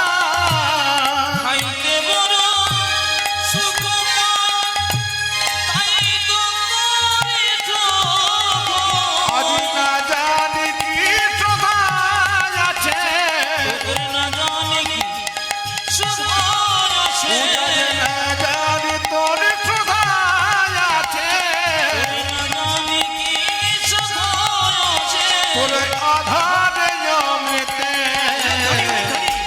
এঠো বড় মিঠো লাগে ভাই রে কানা। তোর এঠো বড় মিঠো লাগে ভাই রে কানা। ওই তোর এঠো বড় মিঠো লাগে ভাই রে কানা। ছোটবেলাকার খেলা শেষ হয়ে গেল। আচ্ছা আপনাদের গ্রামটার নাম কি জানো? জঙ্গলপুর না? আচ্ছা আচ্ছা হ্যাঁ হ্যাঁ জঙ্গলপুর। শুধু জঙ্গলপুর না? আচ্ছা আচ্ছা জঙ্গল। আচ্ছা বেশ ঠিক আছে, যদি শব্দের মধ্যে কিছু হয় কিছু মনে করে। যেমন আমাদের গ্রামের নাম হচ্ছে, আমি আগে যেখানে বাস করতাম এখন দুবরাজপুরে আছি, আগে আমি বাস করতাম পড়াতিয়া, অনেকে পড়তিয়া বলতে আর কি, পড়াতিয়া আমার গ্রামের নাম। আমার যেখানে জন্মভূমি সে যে পড়াতিয়া, এটা সেরকম জঙ্গল। তো সবাই লক্ষ্য করুন, এই জঙ্গলে দুটো ছেলে খুব বন্ধু বন্ধু। হঠাৎ একটা ছেলে এসে কলকাতায় পড়াশোনা করতে গেল। তো যে ছেলেটা তার সঙ্গে বন্ধু ছিল গ্রামে থাকে, তার কত কষ্ট হবে। কৃষ্ণ চলে গেল কংসকে ধ্বংস করার জন্য, মথুরা রাজা হয়ে গেল। মায়েরা সবাই লক্ষ্য করুন, এখন একটা প্রশ্ন আছে কিন্তু আপনাদের সামনে, কৃষ্ণকে কংস মেরেছিল কোন অস্ত্র দিয়ে? জোরে বলুন হ্যাঁ না মেরেছিল? না না, কোন অস্ত্র দিয়ে মানে কৃষ্ণকে দেখেই কংস মারা গিয়েছিল, আপকে হার্ট অ্যাটাক যেটাকে বলা হয়। কৃষ্ণের কথা প্রভাব দেখুন, কৃষ্ণকে দেখেই কংস আপকে মরে গিয়েছিল। আসলে তা নয়, শুধু কৃষ্ণ একটা ঘুষি দেবার ভান করেছিল, কোন অস্ত্র ব্যবহার করে নাই। কৃষ্ণ ওই দেখেই কংস মারা গিয়েছিল। কংসকে ধ্বংস করে কৃষ্ণ কোথায় গেল বলো? সে রাজবাড়িতে গেল, রাজগুরুর কাছে। কার কাছে? না, সন্দীপন মুনির কাছে পড়াশোনা করবে। আর যখন মথুরার রাজা হয়েছে কৃষ্ণ, তখন কিন্তু সুদামা সেই দিন সকাল থেকে এদিকে, যখন থেকে কৃষ্ণ সুদামাকে ছেড়ে চলে গেছে, তখন থেকে সুদামা খাই নাই। মা বলে এ খোকা খেয়ে নে খেয়ে নে। না আমি খাবো না, আমার কৃষ্ণকে এনে দাও, আমার কৃষ্ণকে এনে দাও। শুধু কেঁদে কেঁদে সুদামা কি বলে জানেন? ওরে বজের কানুরে কোন দুঃখে তুই রাজা হলি মথুরাপুরে। ওরে ব্রজের কানুরে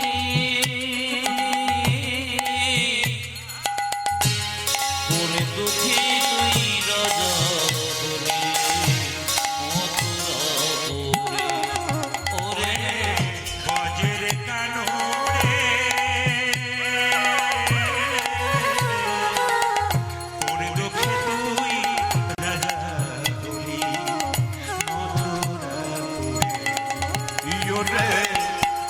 বজের কানরে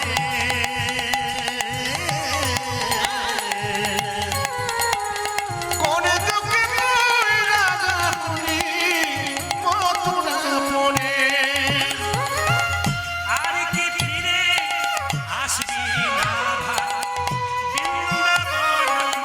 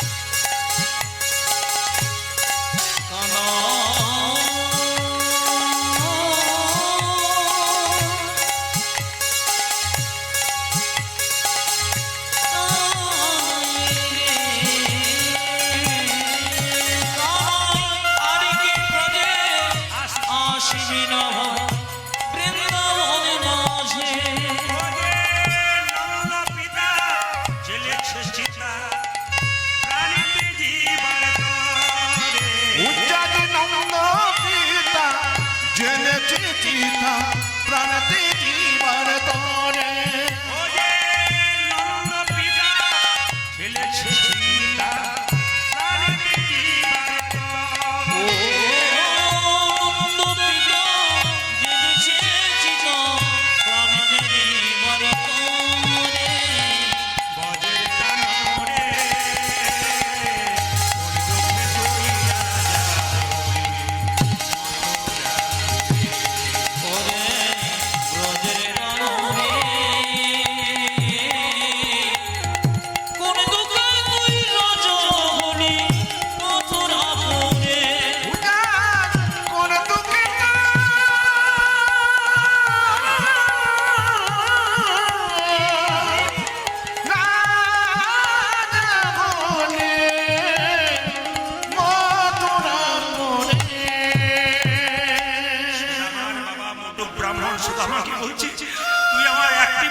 ছেলে যদি তুই কেঁদে কেঁদে সারাদিন ঘুরে বেড়াস বাবা কি শান্তিতে থাকতে পারে একটা মাত্র সন্তান আর বাবা ছেলে যদি কেঁদে কেঁদে বেড়ায় বাবা মা কি শান্তি সুদামা কিছু খেয়ে নে আমি তোকে কথা দিলাম কৃষ্ণের কাছে কাছে মিলিয়ে এই কথা দিলাম কৃষ্ণের কাছে কিন্তু সুদামা শুনতেই চাইছে এক সময় কৃষ্ণ যখন সন্দীপন মনির আশ্রমে গুরু গৃহে গেলেন কিছু মনে করবেন না একটু শুনবেন এই যে সন্দীপন মনির আশ্রম কিছু মনে করবেন না ভাই এটি মধ্যপ্রদেশের একটা জায়গাটার নাম উজ্জয়িনী ওই উজ্জয়িনী যদি আপনারা কেউ বেড়াতে যান তারা দেখতে পাবেন ওখানে মহাকবি কালিদাসের মা কালীর মন্দির আছে নবগ্রহের মধ্যে একটা গ্রহ মঙ্গল গ্রহ ওখানে আছে এগুলো পড়তে হয় পরে জানতে হয় জানা যায় ওখানে একটা মা কালীর মন্দির আছে খুব আশ্চর্যের ব্যাপার সকালবেলায় মঙ্গল আরতি হয় শ্মশানের যে চিতা সেই চিতা ছাই দিয়ে মঙ্গল আরতি করা হয় ওই উজ্জয়িনীতে হচ্ছে আমাদের ওই সন্দীপন মুনির আশ্রম সেখানে কৃষ্ণ এবং বলরাম দুজনেই সন্দীপন মুনির কাছে পড়াশোনা করবার জন্য গেলেন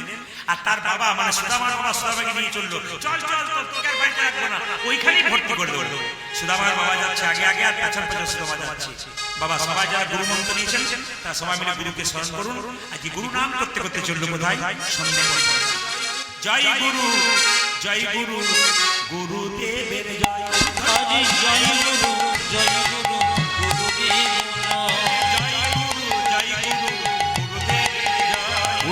জয় গুরু জয় গুরু গুরুদেবের জয় আজে গুরু পিতা গুরু মাতা গুরু সর্বময় গুরু পিতা গুরু মাতা গুরু সর্বময় গুরু জয় গুরু জয় গুরু জয় গুরু জয় গুরু জয় গুরু জয়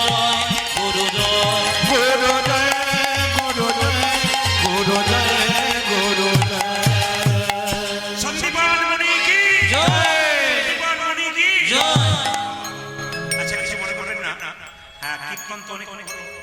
কথা আপনাদের না বললে নয় মানে যিনি আমাদের কীর্তন গান করাচ্ছেন গদাধর বাবু তিনি আপনাদের কাছে একটি ভিক্ষার পাত্র নিয়ে যাবে। আপনার যে যেমন পারবেন আপনার দান করবেন। কীর্তনের শেষে আমাকে 1 টাকা আপনার দান করবেন না, কারণ একটা মোটা মূল্য দিয়ে উনি আমাকে আনছেন।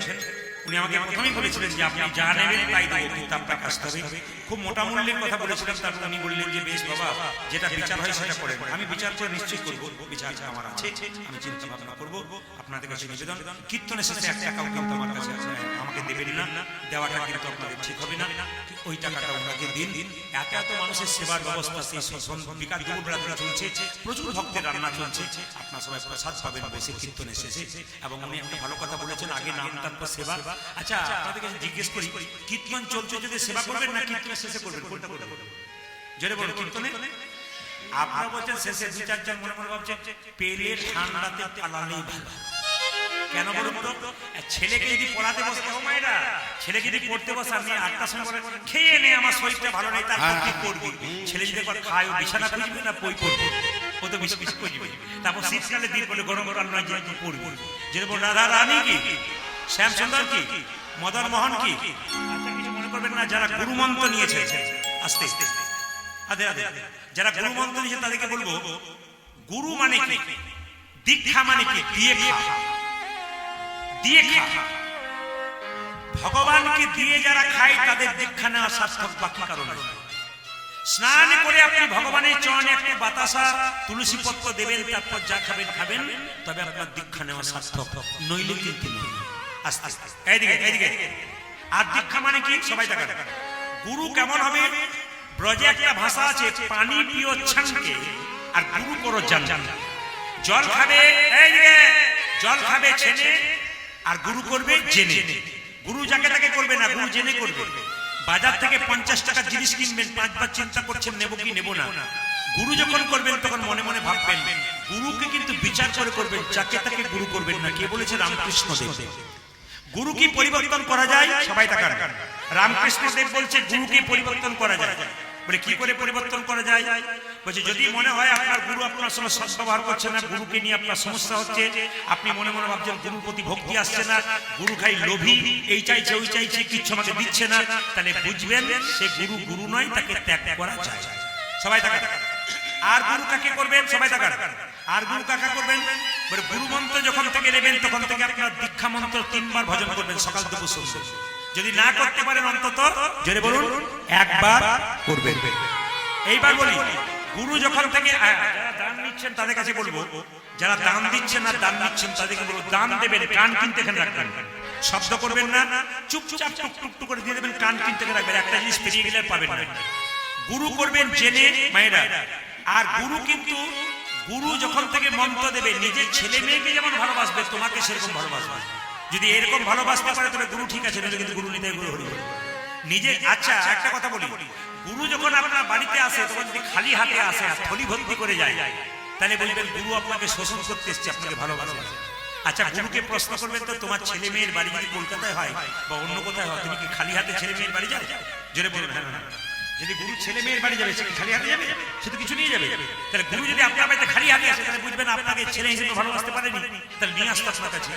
ইনি হচ্ছেন গুরু। সবাই লক্ষ্য করুন, গুরুদেবকে যেই না বলছে সন্দীপান মুনি কি জয়, সন্দীপান মুনি কি জয়। কে তুই বাবা? আমি সুদামা। আমার বাবা মোটু ব্রাহ্মণ, বাড়িতে মা আছে রচনা দেবী। বলে শোন, আমি তো রাজগুরু, আমি তো তোর গুরু নই, তোকে আমি এখানে নিতে পারবো না। যখন ছেলেটি বারবার কাঁদছে সুদামা, তখন সবাই লক্ষ্য করুন, সন্দীপন মুনির একটা মাত্র ছেলে ছিল, তার নাম হচ্ছে মধুমঙ্গল। সে কিন্তু জলে জলে মারা গেছে, একবার দেখতে ঠিক সুদামার মতো। এখন গুরুপত্নী সুমতি দেবী তাড়াতাড়ি ছুটে এসে বলবো, ও মা, এ তো আমার আমার মধুমঙ্গলের মতো, দেখি দেখি দেখি দেখি দেখি জাপটে ধরেছে। যেই না জাপটে ধরেছে, সঙ্গে সঙ্গে গুরুদেব আর কিছু বলতে পারলো না। সেই তখন থেকে কিন্তু সন্দীপন মুনির আশ্রমে একসঙ্গে মিলন হলো। কার বলুন তো?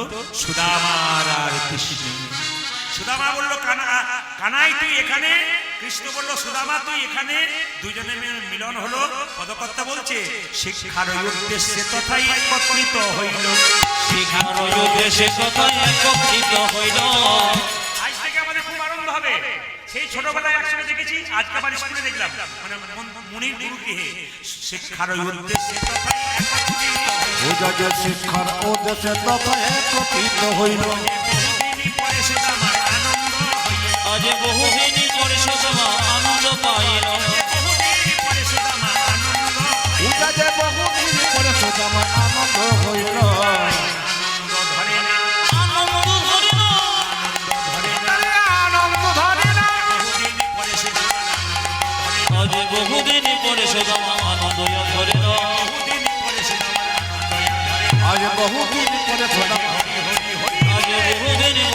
হরি হরি হরি বলে বহুদিন পরে সুদামা হরি হরি হরি আজ বহুদিন পরে সুদামা হরি হরি হরি আজ বহুদিন পরে সুদামা আনন্দ আর ধরে না আজ বহুদিন পরে সুদামা আনন্দ পাইল বহুদিন পরে সুদামা আনন্দ হইল একসঙ্গে কেউ দিকে না তাকিয়ে সবাই মিলে জোরে বলুন তো রাধে রাধে আমি জোরে শুনতে চাই একটু জোরে বলুন রাধে রাধে বাবা যারা দাঁড়িয়ে আছেন জায়গা পাননি যারা বসে আছেন সবাই একসঙ্গে বলুন রাধে রাধে বাহ, বাহ, ভালো লাগছে আমার খুব পরিবেশ আপনাদের এখানে প্রথম এলাম আমার খুব ভালো লাগছে দ্বিতীয় কথা বলে বলি সবাই মন দিয়ে শুনে শুনে এইবার কিন্তু পরীক্ষা শুরু হয়ে গেল আপনি যখন ভগবানকে ভালোবাসবেন তখন ভগবান আপনাকে পরীক্ষা করে দেখবে এ কতখানি আমার হয়েছে এই যে কীর্তন শুনছেন কিছু মনে করবেন না অনেকে দেখবেন মন্দিরে গিয়ে চাই বাড়ি দাও গাড়ি দাও টাকা দাও পয়সা দাও ছেলের চাকরি দাও মেয়ের বিয়ে দাও এগুলো ভগবানের কাছে চাইবেন কেন ভগবান তো জানে আপনার কি আছে না আছে আপনি আবার বলবেন কেন যখন কারোর সঙ্গে ঝগড়া হয় তখন বলে না হে গোবিন্দ তুমি তো দেখছো তুমিই দেখো এটা বলতে পারেন আর নিজে চাইবার তো বোঝেন না যে ভগবান আপনার সবকিছু বোঝে চাইবেন না দেবেন কেন ভগবানকে ভক্তি সম্পদ দেবেন ভগবান আপনাকে কৃপা সম্পদ দেবেন সবাই থাকবেন সুদামার পরীক্ষা শুরু হলো মায়েরা সোনা যদি দোকান থেকে কিনে এনে বিক্রি করতে যান স্বর্ণকার পরীক্ষা করে দেখবে এর মধ্যে কতটা খাদ আছে কতটা সোনা আছে কৃষ্ণ সুদামাকে বলল সুদামা গুরু গৃহে তো অনেকদিন থাকা হয়ে গেল রে তা তোকে একটা কথা জিজ্ঞেস করা ছিল সুদামা বলল বল কি তুই আমাকে কেমন ভালোবাসিস সুদামা বলে উঠল কৃষ্ণ রে এ পৃথিবীর সব চাইতে যদি ভালোবাসা হয় তো তোকেই আমি বেশি ভালোবাসি আমার মাথায় হাত দিয়ে কথা দে সুদামা তুই আমাকে সব চাইতে বেশি ভালোবাসিস বলে হ্যাঁ ওরে সুদামা তবে কথা দে আমি যা বলবো তুই তাই করবি সুদামা বলল আমি কথা দিলাম তুই যা বলবি আমি যে বলুন তাই করব তবে সুদামা তুই যখন বললি আমার জন্য প্রাণ দিতে বাধ্য তোকে একটা কথা জিজ্ঞেস করি বলে কি আজকে গুরুমা সকালবেলায় ভালো ভালো নারকেলের নাড়ু তৈরি করেছে আমার জিভ থেকে জল পড়ছিল ভাই একটাও খেতে পাইনি রান্নাঘরে গুরুমা নারকেলের নাড়ুগুলো রেখেছে তুই যদি চুরি করে আমাকে দিতে পারিস তাহলে বুঝবো তুই আমাকে ভালোবাসিস সুদামা বলল কানাই তুই যা বলবি বল ভাই চুরি করা আমার অভ্যাস নাই আমি কিন্তু চুরি করব এই দেখ তুই যে কিছুক্ষণ আগে বললি যে তুই নাকি আমার জন্য তুই নাকি আমার জন্য প্রাণ দিতে বাধ্য তা তুই চুরি আমি চুরি করতে পারবো না আমি ঘর গেলে মায়ের কাছ থেকে এনে দেবো না তোকে এনে দিতে হবে তুই প্রাণ দিতে তুই তাহলে আমাকে ভালোবাসিস না হ্যাঁ সুদামা তুই চুরি করতে পারবি না একটা নাড়ু আনতে পারবি না আমার জন্য বলছে হ্যাঁ রে গুরুমা ধরে ফেলবে না বলছে গুরুমা তখন স্নান করতে গেছে আর গুরু বাবা তো ঠাকুর মন্দিরে পুজো করছে কেউ নেই তবে কথা দিলাম সুদামা কেউ থাকুক না থাকুক আমি পাহারা দিয়ে থাকবো সুদামা মনে মনে ভাবছে সারা জগতের মালিক যদি কারো ঘর পাহারা দেয় তার ঘরে কি আর চোর ঢোকবার ভয় আছে সবাই তাকান সারা জগতের মালিক পাহারা দিয়ে আছে সুদামাকে কৃষ্ণ বলছে আমি দাঁড়িয়ে রইলাম কথা দিলাম তোকে কেউ ধরতে পারবে না ভাই তুই নাড়ু চুরি করে আন একটা এনেছে আরেকটা একটা এনেছে আরেকটা 5 বার চুরি করতে গেছে আর সঙ্গে সঙ্গে গুরুমা স্নান করে ঢুকেছে আর কৃষ্ণ বলল গুরুমা গুরুমা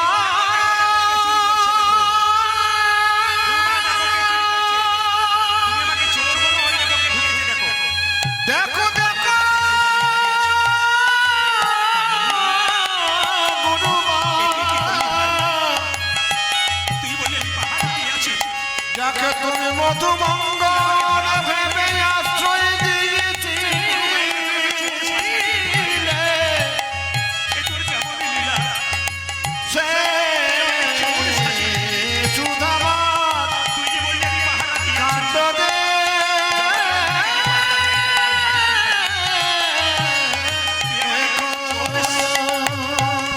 সবাই তাকান গুরুমা চিৎকার করে বলল সুদামা যেদিন তুই প্রথম গুরু গৃহে এলি সেদিন তোকে আমার ছেলের মতো ভালোবেসেছিলাম। তুই আমাকে তুই আমাকে তুই আমাকে তুই আমাকে বিশ্বাসঘাতকতা করলি। তুই চোর, বেরিয়ে যা, বেরিয়ে যা এখান থেকে। গুরু বাবা ছুটে এসে বললো, না, আমার সুদামা চুরি করতে পারে না। এই সুদামা বল, তুই কার জন্য চুরি করেছিস? কৃষ্ণ এসে বলছে, এই সুদামা তুই আমাকে দেখি দে, আমাকে দেখি দে, আমার চুরি করেছিস। সুদামা কিন্তু কিচ্ছু বললো না। গুরুদেব বললো, আমার পায়ে হাত দিয়ে তুই কথা দিয়ে তুই কার জন্য চুরি করেছিস? একবারও বললো না আমি কৃষ্ণের জন্য চুরি করেছি। গুরুদেবের পায়ে হাত দিয়ে বললো, আমি আমার জন্য চুরি করেছি। যেই না বললো আমার জন্য চুরি করেছি, সঙ্গে সঙ্গে বললো, বেরিয়ে যা তুই। তবে আমি গুরু হয়ে তোকে অভিশাপ দিলাম। বাবা, গুরু অভিশাপ কেউ নেবেন না। গুরু হয়ে অভিশাপ দিলাম কি, তুই ভিখারি হবি, তুই ভিখারি হবি, তুই ভিখারি হবি, তোর অভাব মিটবে না। সুদামা বাড়ি ফিরে গেল। বাড়িতে গিয়ে বসুন্ধরা বলে একটা মেয়ের সঙ্গে বিয়ে হলো। আস্তে আস্তে আচ্ছা, আদায় হয়ে গেছে? বেশ বাবা, সব একটা হাত তুলুন তো, রাধে রাধে বলে। আচ্ছা, কিছু মনে করবেন না। আচ্ছা আচ্ছা, বেশ বেশ। আচ্ছা, সুদামা বিয়ে করলো। আপনাদের কাদের কাদের বিয়ে হয়েছে একবার হাত তুলুন তো। কাদের কাদের বিয়ে হয়েছে? কারো হয় না। আচ্ছা আচ্ছা, বিবাহ মানে কি? আস্তে আস্তে। সুদামার সঙ্গে তো বিবাহ হয়ে গেল বসুন্ধরার। বিবাহ মানে কি? বিশেষভাবে ভার বহন করা। এদিকে বিশেষভাবে ভার বহন করার নাম বিবাহ। আর একটা বিবাহের মানে কি? কি? বিপদ বাড়ানো হলো। বিবাহ মানে কি? এইদিকে এইদিকে, যাদের বিয়ে হয়েছে, বিপদ বাড়ানো হলো। আচ্ছা, আমাদের গ্রামে একটি ছেলে কয়েকদিন আগে বিয়ে করেছে, মানে 18 অঘ্রাণ। তো আমি তাকে জিজ্ঞেস করলাম, তুই অ্যাম্বুলেন্সে করে বিয়ে করতে যাচ্ছিস কেন? এত গাড়ি থাকতে অ্যাম্বুলেন্স করলি কেন? বলছে, দাদা, এতদিন সুস্থ ছিলাম, এবার অসুস্থ হব, তাই অ্যাম্বুলেন্স চালু করে দিলাম। বললাম, দারুণ করেছিস। আবার ওকে জিজ্ঞেস করলাম, তোর স্ত্রী তোর বয়সের চাইতে কম তো? বলছে, আমার স্ত্রী আমার চাইতে 7 বছরের বড়। বললাম, হ্যাঁ রে, বড় কেন করলি? বলছে, দুটো কারণে বয়সে বড় করলাম। বলে, কেন?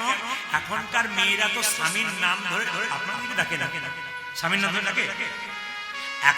এখনকার মেয়েরা স্বামীর নাম ধরে ডাকে। রাস্তা দিয়ে দুজনে যাব, ও যদি বলে, এই তাপস, তখন লোকে বলবে, হ্যাঁ রে, তোর স্ত্রী তোর নাম ধরে ডাকছে। তখন বলবো, ও তো আমার চাইতে 7 বছরে বড়, নাম করে ডাকলে কোনো অসুবিধা নেই। হ্যাঁ হ্যাঁ, আর কিছু মনে করবেন না। এদিকে এদিকে এদিকে, আমার কাকিমা বেঁচে আছে। আমার মা বেঁচে ছিলেন, 80 বছর বয়স। আমার মা কিন্তু আমার বাবার কোনদিন নাম ধরে ডাকে না। শুনছো গো প্রদীপের বাবা? আমার দিদির নাম ছিল দুর্গা। শুনছো গো দুর্গার বাবা? শুনছো গো প্রদীপের বাবা? আমার কাকিমাকে বললাম, কাকিমা গুরু মন্ত্র নেবে? বলে, হ্যাঁ নেব, তুই যখন বলছিস নেব। গুরু বাবাকে ডাক। গুরু বাবাকে ডেকে দিয়েছি।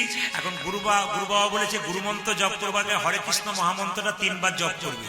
এখন আমাকে জেঠিমা, আমি যখন কাকিমা, আমি যখন বাড়ি গেলাম, তখন কাকিমা বলছে, বাবা গুরু মন্ত্র নিলাম, কিন্তু এক জায়গায় গন্ডগোলে পড়লাম। বলে, কেন? গুরুদেব বলেছে ওই গুরু মন্ত্র জপ করবা হরে কৃষ্ণ নামটা বলতে হবে। ওইখানটাতে আমার গন্ডগোল। বললাম, কেন? আমি ওই নাম করতে করতে থমকে যাই, হরে কৃষ্ণ কৃষ্ণ কৃষ্ণ হরে হরে। তারপর বলতে পারি না, তোর কাকার নামটা কি বটে? তুই তো জানিস। কাকার নাম কি? রাম। বলছে, ওই জায়গাতে বলতে পারি না। বললাম, তা তোমাকে তো বলতে হবে। তো বললাম, না, নাম ভগবানের নামের সঙ্গে কাকুর নাম কোনো অসুবিধা, তুই বলতে পারো। বলছে, না না, তুই যতই কীর্তন কর লোককে বোঝা, আমাকে বোঝাতে পারবি না। বলে, কেন? আমার 14 বছর বয়সে বিয়ে হয়েছে। আমার কাকিমা বলছে, আমি স্বামীর নাম করবো না, তাই কিছু তো বলতে হবে। বলছে, আমি সিদ্ধান্ত নিয়েছি, 7টা ছেলে মরে যাওয়ার পর একটা ছেলে হচ্ছে, তার নাম ফেলা। আমি আজ থেকে বলবো, হরে কৃষ্ণ কৃষ্ণ কৃষ্ণ হরে হরে, হরে ফেলার বাবা, হরে ফেলার বাবা, ফেলার বাবা। বাবা রে, তোমার কি বুদ্ধি গো কাকিমা, এত ঘটে বুদ্ধি আছে, আমার জানা ছিল না। লক্ষ্য করো, ফেলার বাবা বলবে তবু কিন্তু স্বামীর নাম করবে না। এখন তার বিয়ে হয় না কেন বলুন তো? এখন তো হ্যালো আর গেল, নাকি বলছে? হ্যালো সকালবেলায় হ্যালো, বিকেল বেলায় গেল, পরের দিন আবার ফিরে চলে এলো। এই হচ্ছে হ্যালো আর গেল। হ্যাঁ, বলে রাখি, আচ্ছা বিয়ের কথা যখন হলো বলে রাখি, আমাদের তাকাবেন, এই যে মালাটা দেখতে পাচ্ছেন, রজনীগন্ধার মালা। জোরে বলুন হা না না। এর মধ্যে কি ফুল আছে? লাল লাল। জোরে বলুন গোলাপ। আচ্ছা, মেয়েটি আকন্দা ফুলের মালা স্বামীকে দেয়। এখন আবার দেখবেন গোলাপ ফুলের মালা পড়েছে, নিয়ে মালা বদল হয়। এই গোলাপ ফুলের মালাতে কিন্তু একটা সুন্দর শিক্ষা আছে, আপনারা জেনে নিন। কীর্তন শুধু মজা নয়, কীর্তনের মধ্যে শিক্ষা আছে। এই ফুলটার মধ্যে, এই মালার মধ্যে এই গোলাপটা রাখার অর্থ কি? স্বামী স্ত্রীকে বলতে চাইছে, গোলাপের জন্ম কাঁটা থেকে। গোলাপ হচ্ছে ভালোবাসার প্রতীক। আমার আর তোমার বিবাহের পর মাঝে মাঝে একটু ঠোকাঠকি হতে পারে, কাঁটা লাগতে পারে, কিন্তু গোলাপের মতো যেন চিরকাল একবারে রঙিন হয়ে থাকে আমাদের ভালোবাসা। কি শিক্ষা দিচ্ছি? গোলাপের জন্ম কোথা থেকে, কাঁটা থেকে। যতই কাঁটা থাক কিন্তু গোলাপের মতো যেন রঙিন থাকে আমাদের ভালোবাসা। একজন স্বামী স্ত্রীর জন্য কীর্তন শুনতে গেছে, প্রতিদিন ঝগড়া হয়, তখন ওই স্ত্রীকে বলছে শুনে না শুনে না, কি বলছে শুনে না। আপনার যেন এরকম করবেন। আচ্ছা, এই ফুলের মধ্যে এত, এই মালার মধ্যে এত ফুল কেন? রজনীগন্ধা মালা ফুল কেন? ফুলটা দেখে শিক্ষা দিচ্ছে। স্বামী বলতে চাইছে এই যে মালাতে যত ফুল, এরা আমার আত্মীয়। তোমার গলায় পরালাম এই ফুলের মালা, তখন আমার আত্মীয়ের দায়িত্ব তোমাকে দিলাম সম্মান রক্ষা করা। আর তোমার ফুলের, তোমার মালার মধ্যে যত ফুল আছে আমি গলায় নিলাম, মানে তোমার আত্মীয় স্বজনের দায়িত্ব আমি নিলাম। এখন নেই, এখন দায়িত্ব নেই। বলবো না বেশি কিছু, বললে গন্ডগোল আছে। যেমন বলছেন বলুন বলুন, তখন একটু বলে দিয়ে যাই। এখনকার মেয়েরা কিছু মনে করবেন না, এখানকার জন্য বলিনি, অন্য জায়গার জন্য বললাম। যদি স্বামী ফোন করে, শুনছো আমার বন্ধু বহুদিন পরে এসেছে, তুমি বিয়ে বাড়িতে আছো, একবার চলে এসো, বন্ধুর জন্য দু পিস লুচি টুচি করতে হবে। তখন ওখান থেকে বলে বন্ধু এসেছে, বলে হ্যাঁ। কিছুক্ষণ পরে বলছে যে নাম্বারে যোগাযোগ করছেন সেই নাম্বার এখন আউট অফ সার্ভিস। মানে নিজেই মুখে বলছে যে নাম্বারে মানে না করতে পারলে দেখবেন শ্বশুর বাড়ির কেউ যদি করে কর্ম, কেউ যদি লোক আসে, তার আমার যা কোমরে ব্যথা, উঠতে পারছি না। আর যখন নিজের বাবার বাড়ি কেউ আসে, বাবার কোমর বেঁধে পাকা গিন্নির মতো, আমার বাপের বাড়ির লোক এসেছে আজকে সবার, না কি বলছেন? বলে দিলাম আর কি, কিছু মনে করবে না। বলবো না, বাদ দিয়ে দেবো। আমার এই কথাগুলো বলতে ভালো লাগে না, কিন্তু আপনাদের জন্য মাঝে মাঝে বলি। যেরকম রাধে রাধে। আর শেষ কথা একটি বলে দিই, শেষ কথা একটি বলে দিই, কিছু মনে করবেন না। বাবারা, বয়স্ক বাবারা যখন বলছেন বলে দিই। এই আমি রাত ওনার বাড়িতে শুয়েছিলাম, কেউ ছিল না। একটি ছেলে, আমি যখন শুয়ে আছি দুপুরবেলায়, তখন একটি ছেলে আমার পাটাতে সুসুর দিচ্ছে। আমি গিয়ে দেখলাম যে কে বটে, দেখি 22-25 বছর বয়স। তো বললো বাবা, বলে কি আপনার কাছে তাবিজ আছে? তাবিজ কেন?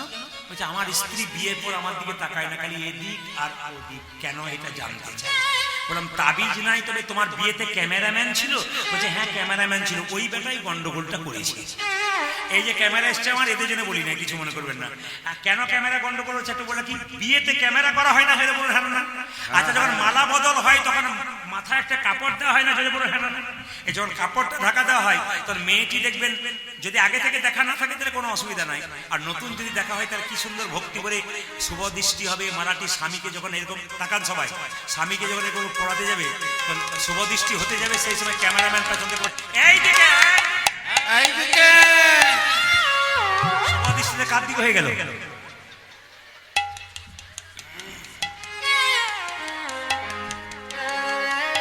কীর্তনে যে কি রস আছে, কি ভাবছেন আপনারা? সারা রাত্রি শেষ করে দেবো, সব বুঝতে পারছেন নিয়ম।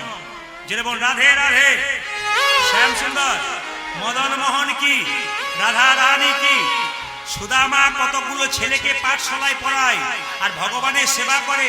একদিন ভগবানের সেবা করতে করতে কিচ্ছু নেই, সামান্য চালের দানা আছে, ভগবানকে দিয়েছে। কেন? শিক্ষা আছে। ভগবানকে ভোগ দেবেন আপনারা আতপ চালের অন্ন, সেদ্ধ চাল দেবেন না। যখনই আতপ চাল দেবেন আর রুটি দেবেন, যাই দেবেন, একটু ঘি মাখিয়ে দেবেন, পারলে ভালো। ঘি দিলে ভগবানের সেবাটা খুব পাকাপাকি হয়। খুব মাথা রাখবেন। ভগবানকে ফুল দেবেন, কিন্তু সেই ফুলটা যেন কারো বাড়ি থেকে চুরি করা ফুল না হয়।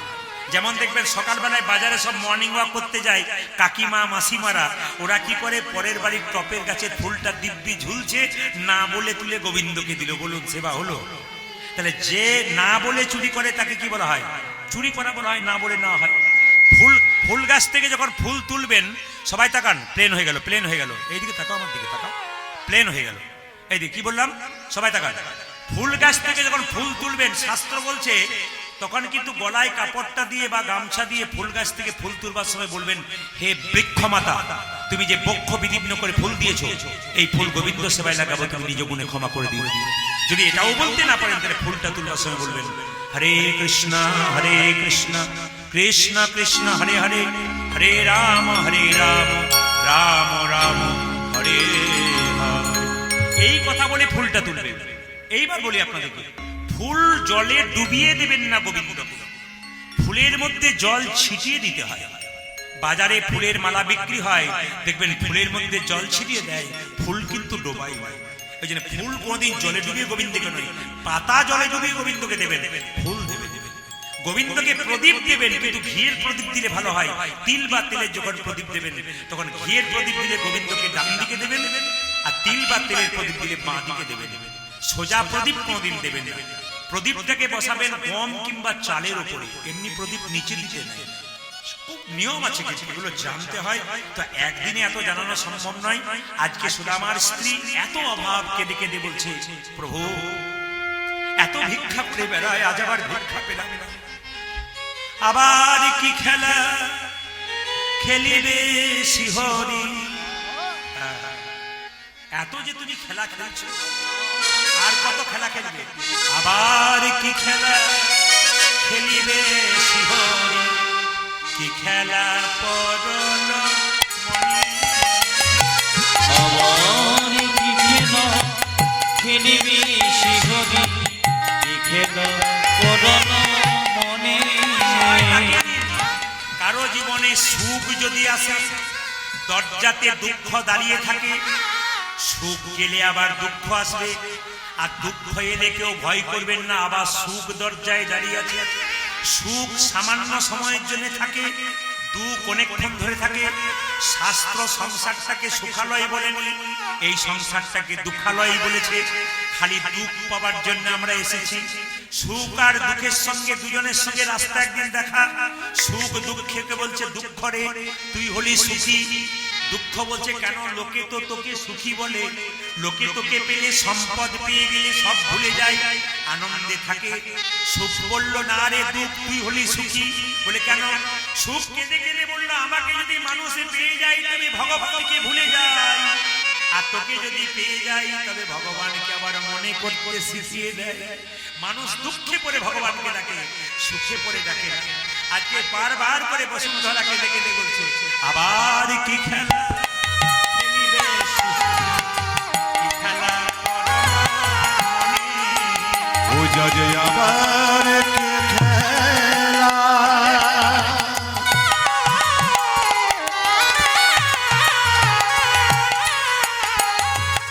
খেলবি শিহরে, কি খেলা পরল মনে। যে আবার কি খেলা খেলিবে শিহরি, কি খেলা পরল মনে। আবার কি খেলা খেলিবি শিহরি, কি খেলা পরল মনে। ওগো লীলাময় কৃপাময় তুমি বুঝিব কেমনে। আদি লীলাময় কৃপাময় তুমি বুঝিব কেমনে। বলে নাময় ও গতি করি এলা বুঝিব কেমনে। আবার কে খেলা খেলিবি শিহরে, কি খেলা পরল মনে। আবার কি খেলা খেলিবি শিহরি, কি খেলা পরল মনে। স্বামী স্বামী তাকান সবাই, স্বামী এত সংসারে অভাব কেন? যে ভগবানকে ডাকে তাকে তো কষ্ট হয়। উত্তরগুলো শুনবে। ধীরে ধীরে স্ত্রী জিজ্ঞেস করছে, যে ভগবানকে ডাকে তাকে তো কষ্ট হয়। উত্তরগুলো দেখুন। সুদামা ভক্ত কি উত্তর দিচ্ছে? বসুন বসুন।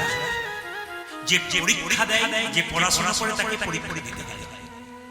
যে ভগবানকে ডাকে তাকেই পরীক্ষা দিতে হয়, যে ডাকে না তাকে পরীক্ষা দিতে হয়। স্বামী এক বেলা খেতে পায়। আচ্ছা আচ্ছা আচ্ছা আচ্ছা আচ্ছা আচ্ছা, তোমার কাছে একটা কথা জিজ্ঞেস করেছিল, কৃষ্ণ নাকি তোমার বন্ধু? হ্যাঁ। সে নাকি দ্বারকের রাজা? হ্যাঁ। একবার বন্ধুর কাছে যেতে পারো না? না যাবো। কেন যাবো? কিছু চাইতে পারো না? চুপ করো তোমরা। এ কথা আজ বললে কোনোদিন বলবে না। আমি ভগবানের কাছে চাই। বলে কেন? যে চাই সে অল্প পায়, আর যে চাই না সে এত পায়, ভাবতে পারে না। আমি চাইবো। আচ্ছা আচ্ছা আচ্ছা আচ্ছা, মনে মনে ভাবছে, আমি যে আমার বন্ধুকে কথা দিয়েছি, আমার অভাব থাকলে তোর কাছে আমি চাইবো না। আমি কোনোদিন চাইবো না। বারবার যখন স্বামী স্বামী চেষ্টা বসে ধরা ধরা এই দিকে স্বামী স্ত্রীর সম্পর্কটা হচ্ছে চোখ এবং হাতের। যারা মায়েরা বসে আছেন স্বামী স্ত্রী কীর্তন শুনতেছেন মন দিয়ে শুনছেন। স্বামী স্ত্রীর সম্পর্ক হচ্ছে চোখ এবং হাতের মধ্যে। হাত যদি ব্যথা পায় চোখ কাঁদবে, আর চোখ যদি কাঁদে হাত হাত জল মুছিয়ে দেবে। এ হচ্ছে স্বামী স্ত্রী। আর স্বামী স্ত্রী কাকে বলে বাবা? সারাদিন পরিশ্রম করার পর স্বামী যদি বেলা ৩টের সময় আসে, স্বামীকে দেবার পর স্ত্রী যদি খায়, এনারা সুখী। স্বামী বেলা ৩টের সময় এলো, দুজনে একসঙ্গে যদি ভজন করতে পারে আর সন্ধ্যাবেলায় গোবিন্দের মন্দিরে একসঙ্গে ভজন করতে পারে, তবে এদের মতো সুখী পৃথিবীতে কেউ নেই।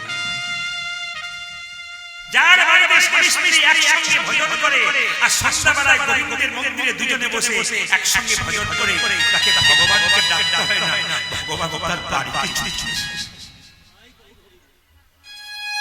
এত অভাব বারবার শুনবেন ভালো ভালো। একজন নারী হলো একটা স্ত্রী মানসিক রোগের ডাক্তার। একজন মহাপুরুষের কথা আমি পড়ছিলাম, খুব সুন্দর লেখা ছিল।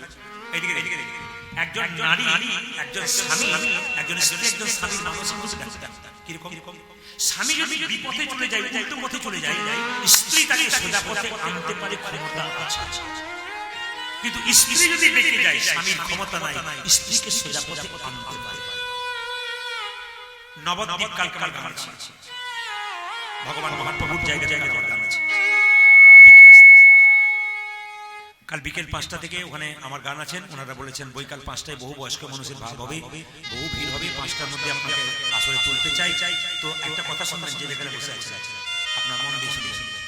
তো যে কথা দিয়েছিলাম, একজন মহাপুরুষের ওখানে দেখবেন একজন ছিলেন ইস্কনে, তার নাম হচ্ছে কি বলতো, প্রভুপাদ। সবাই নাম শুনেননি?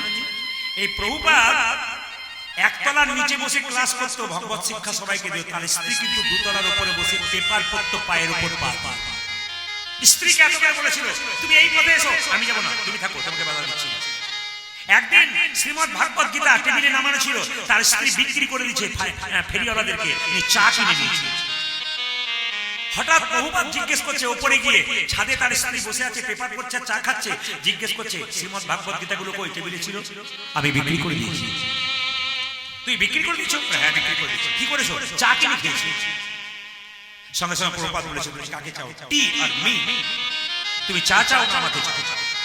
সঙ্গে সঙ্গে তার স্ত্রী বলেছে, tea not you, tea not you, আমি চা চাই, আমি তোমাকে চাই না। সেদিন থেকে প্রভুপাদ তার স্ত্রীকে ত্যাগ করে বিশ্বভুবনে গেলেন একমাত্র নাম বিতরণ করবার জন্য। স্ত্রী যদি বেঁকে যায়, স্বামীর ক্ষমতা নাই তাকে সেই পথে আনতে। কিন্তু স্ত্রী যদি, পুরুষ যদি বেঁকে যায়, স্বামীর ক্ষমতা, স্ত্রীর ক্ষমতা আছে। আবার দেখুন মায়েরা, স্বামী যখন সারাদিন পর ক্লান্ত শরীরে বাড়ি আসে, স্ত্রী তার সেবার দ্বারা তার সমস্ত ক্লান্তি দূর করে। এরাই হচ্ছে আমাদের ভারতবর্ষের মা। স্বামী বিবেকানন্দকে একজন ইংরেজ সাহেব জিজ্ঞেস করেছিল, আচ্ছা বিবেকানন্দজি কিছু মনে করবেন না, আপনাদের ভারতবর্ষের মেয়েরা হাত মেলাতে যায়, হাত মেলায় না কেন, হাতে হাত মেলায় না কেন? স্বামী বিবেকানন্দ জিজ্ঞেস করেছিল, আপনি তো বিদেশের মানুষ, আপনাদের ওখানকার যে রানী, রাজার স্ত্রী, সে হাত মেলায়? বলছে না, মেলাই না। বলে মেলাই না? বলে আমাদের রানী কারোর সঙ্গে হাত মেলায় না। বলছে তোমার রানী যদি কারোর সঙ্গে হাত মেলায় না মেলায়, আমাদের ভারতবর্ষের প্রত্যেকটি মা হলো রানীর মতো, এরা পর পুরুষের সঙ্গে হাত করে দিবে। ইনি হচ্ছেন স্বামী বিবেকানন্দ। যারা এখানে স্কুলের শিক্ষক আছেন কিছু মনে করবেন না, গীতা কিন্তু শিক্ষককে শিক্ষক বলছে না। গীতা কাকে শিক্ষক বলছে জানেন? গীতা বলছে শিক্ষক তাকে, বলছে যে শিক্ষক যে কথাগুলো আসলে বলবে বা স্কুলে বলবে, সেগুলো যদি মানতে পারে তবে শিক্ষক, না মানলে কিন্তু নয়। মহাপ্রভু একই কথা বলেছেন, আপনি আচরি ধর্ম অপরে শেখাই, আপনি না আচরিলে অপরে শেখানো না যায়, নিজে আচরণ করা অপরকে শেখা। অনুকূল ঠাকুরও একই কথা বলেছেন, শিক্ষা মুখে আছে কিন্তু ব্যবহারে নাই, এই শিক্ষার কোনো দাম নাই। মুখে বড় বড় বাদ বলবে আর নিজে ব্যবহার করবে না, এর কি মানে হয়? আগে নিজে যেটা বলছো সেটা করো, তারপর জগৎকে শিক্ষা দাও। আর তুমি নিজে বিড়ি খাচ্ছ, ছেলেকে বলছো বিড়ি খাস না, তাহলে ছেলে শুনবে কেন? ও তো দেখছি আপনাকে। আপনি আগে নিজের শুধরে যান, দেখবেন আপনার ছেলেও শুধরে যাবে। আপনি লোকের নিন্দা করে করে বেড়াবেন, আপনার ছেলে নিন্দুক তৈরি হবে। আপনি সমালোচনা করে বেড়াবেন, আপনার ছেলেও কম তৈরি হবে। আপনি ভালো বাবা হবেন, আপনি ভালো বাচ্চা দিয়ে যাবেন। আপনি ভালো মা হবেন, আপনি ভালো বাচ্চা দিয়ে তৈরি যাবেন। এই জন্য ভালো বাবা ভালো মা হন। আমাদের ভারতবর্ষ শুধু নয়, পশ্চিমবাংলা শুধু নয়, প্রত্যেকটি গ্রামে গ্রামে সুসন্তান তৈরি হবে, কৃষ্ণ ভক্ত হবে। আর এটা হলে খুব আনন্দ পাবো। আমি প্রদীপ পাল বা সব জায়গায় বলি, কৃষ্ণ ভক্ত হয়ে যান, দেখবেন নিন্দা থাকবে না। আমার দেখবেন প্রায় জায়গাতে আমি যেখানে যাই দূরে দূরে, সেখানে সাংবাদিকরা আসে এবং সাংবাদিকরা আমাকে বলে, আপনার নামে ফেসবুকে 2-4 জন উল্টো পাল্টা বলে। কেন বলে? আমি একটা কথা বলেছিলাম, আমার গুরুজি বলেছিলেন যে হাতি যখন গ্রামে আসে, আপনাদের গ্রামে যখন হাতি আসে, আপনার প্রণাম করেন না? জোরে বলুন হ্যাঁ না। প্রণাম করেন, ভালো ভালো খাবার দেন, হাতিকে ধান দেন, হাতির উপরে মাউজ যখন নিয়ে আসে হাতিকে ধান দেন। কিন্তু দেখবেন হাতি এলে সবাই খুশি হয়, একজন খুশি হয় না। কে বলুন তো? জোরে বলুন। হ্যাঁ, এখানে একজন বলেছে কুকুর, ওর কিন্তু খুব বিরক্ত লাগে। হাতি এলে দেখবেন সবার ভালো লাগে, ও ব্যাটার করে ভালো লাগে, ঘেউ ঘেউ ঘেউ ঘেউ করে যাবে। এই জন্য গ্রামে গ্রামে যদি প্রতিভা নামক হাতি যায়, তবে কুকুর নামক কিছু মানুষ আছে ঘেউ ঘেউ ঘেউ ঘেউ করবে, এদের দিকে তাকাবেন না। হাতি তো হাতির রাস্তাতে। জোরে বলুন রাধে রাধে। আরো জোরে বলুন, আরো জোর সে বলনা পারেগা। दोनों हाथ उठा के बोलो, प्रेम से बोलो, आरो जोरे बोलो। हाँ, राधा रानी की, श्याम सुंदर की, मदन मोहन की, हरिवास की, साधु बस की, ठंडा लागছে কি? পরীক্ষা করে দেখলাম যে আপনারা কেমন ডুবে গেছেন। একবার যেন রাধা রানী কি, মায়েরা কৃষ্ণ বললা, সুদামা বলল, যেতে পারি আমি একটা শর্তে, আমি কিছু চাইবো না। স্ত্রী মনে মনে ভাবলো, আরে একবার যাক না, গেলেই তো কাজ। স্বামী তোমাকে চাইতে হবে না, বহুদিন পর তো বন্ধুর সঙ্গে দেখা হবে। শোনো বসুন্ধরা, আমি বন্ধুর কাছে যেতে পারি, কিন্তু বন্ধুর কাছে বন্ধু বহুদিন পরে গেলে খালি হাতে যেতে নাই, কিছু নিয়ে যেতে হয়। কি নিয়ে যাব? কি নিয়ে যাবে তুমি? আমার বন্ধু কৃষ্ণ চিড়ের নাড়ু খেতে ভালোবাসে, তুমি নাড়ু দিলে আমি যাব। তার স্ত্রী গ্রামের চারিদিকে ভিক্ষা করে করে বেড়াচ্ছে। চিড়ে ভিক্ষা কেন? কৃষ্ণকে দেবে বলে। স্ত্রী বসুন্ধরা স্বামীকে বন্ধুর কাছে পাঠাবে বলে কৃষ্ণ যেন ভিক্ষা করতে। ভিক্ষা দাও গো নগরবাসী, ভিক্ষা দাও আমায়,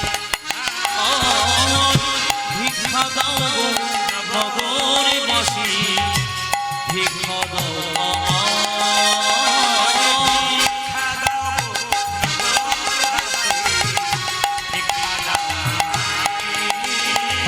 ভিক্ষা দাও গো নগরবাসী, ভিক্ষা দাও আমারে। তোমাদের ভিক্ষার দেবো পাবে শ্যামরা, তোমাদের ভিক্ষা দেবো পাবে শ্যামরা। আজ তোমাদের ভিক্ষা দেবো পাবে শ্যামরা।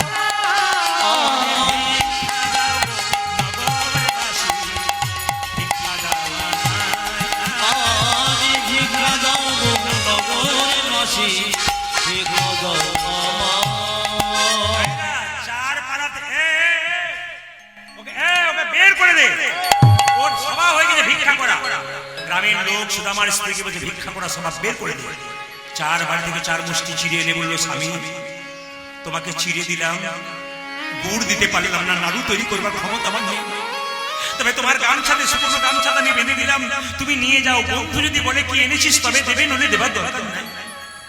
মায়েরা চিড়ে নিয়ে যাচ্ছে। আপনার মন্দিরে আপেল করা নিয়ে যান, ভগবান কি খায়? ভগবান খায়। কি করে দেখেন?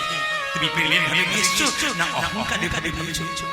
দেখুন সুদামা চলে যাচ্ছে চিড়েগুলোকে নিয়ে, যেতে যেতে গাইছে, ওই কৃষ্ণ বারবার করে ডাক সাক্ষী রেখে বলছে, ওই কৃষ্ণ। আবেগটা দেখুন, প্রতিটি পদাবলী যে গাইছে আমি, পদাবলীর ছক এবং আবেগটা দেখুন। চলে যাচ্ছে কে? সুদামা কৃষ্ণের কাছে। ওই কৃষ্ণ কোথায়? কৃষ্ণ কোথায়? প্রাণে সখা। আদি কই কৃষ্ণ কোথায়? কৃষ্ণ কোথায়? প্রাণে সখা।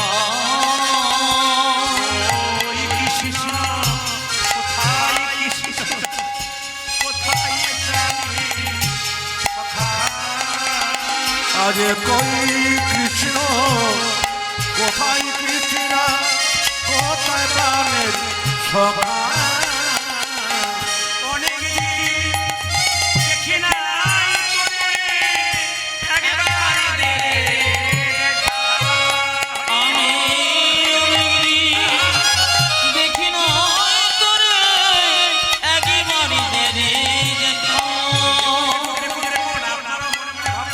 আমার মতো নিজেকে আপনি সেবা নিয়ে যাচ্ছেন, গোবিন্দ যখন গ্রহণ করবে, ও যে অনেক দিন দেখে নাই তোরে, একবার দে দেখা। উজানি জনি কদি দেখি নাই তোরে, একবার দে দেখা। যেতে পায়ের মধ্যে কাঁটা ফুটেছে। কৃষ্ণ দ্বারকার সিংহাসনে বসে মনে মনে ভাবছে সুদামা, ভক্ত যতটুকু কষ্ট পায় ভগবান তার চাইতে বেশি কষ্ট পায়। আপনার বাড়িতে গাভীর যদি বাচ্চা হয়, বাচ্চাটাকে আপনি খুলে দেবেন, গাভীর বাচ্চাটাকে খুলে দেবেন, গাভীটাকে বেঁধে রাখবেন, দেখবেন গাভীটা দৌড়ে দৌড়ে পালাবে। কেন? যদি বাছুরটাকে কেউ করে নেয়, বাছুরটা যদি খালি বিলে পড়ে যায়, গাভী তার পেছনে পেছনে পাগলের মতো ছুটবে। ভক্ত যখন ভগবানের জন্য পাগলের মতো যাবে, তখন ভগবান দেখবেন তার পেছনে পেছনে গাভীর মতো ছুটতে শুরু করবে। এই যে কীর্তন শুনতে এসছেন, আপনারা কি ভাবছেন ভগবান আপনার পাশে নেই? পাশে পাশে আছে। রাস্তা দিয়ে চলে যাবেন, চাঁদ আকাশে উঠেছে, তখন দেখবেন হঠাৎ চাঁদটা আপনার সঙ্গে সঙ্গে চলছে মনে হবে। দেখবেন আকাশে চাঁদ নিচে হেঁটে যাবেন, মনে হবে আপনি কোথায় যাচ্ছেন, চাঁদ যেন আপনার সঙ্গে সঙ্গে যাচ্ছে। আপনি যখন কৃষ্ণ নাম করতে করতে যাবেন, অনুভব করতে পারবেন কৃষ্ণ যেন চাঁদের মতো আপনার কাছে চলেছে। একটা কথা বলার আছে আপনাদেরকে বলি, মানে এই আবেগের কথাটি বলবার আগে বলি, একজন ভক্ত আমাকে প্রশ্ন করেছিল আজকে যে রাধে রাধে, আমাকে কিন্তু গদাধর বলেছেন যে 5টা থেকে 8টা পর্যন্ত পড়ে দেবেন, আর করার দরকার নেই। কিন্তু আপনারা তো উঠছেন, আমি কি করি? এ তো বড় গন্ডগোলের ব্যাপার।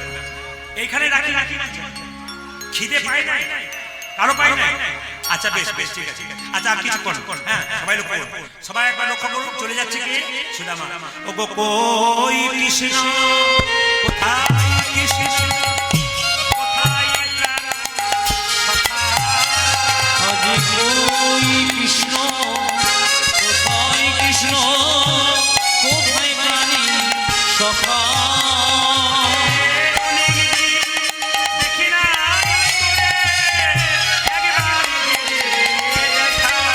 উজানি জনি কদি দেখি নাই তোরে, একবার দে দেখা।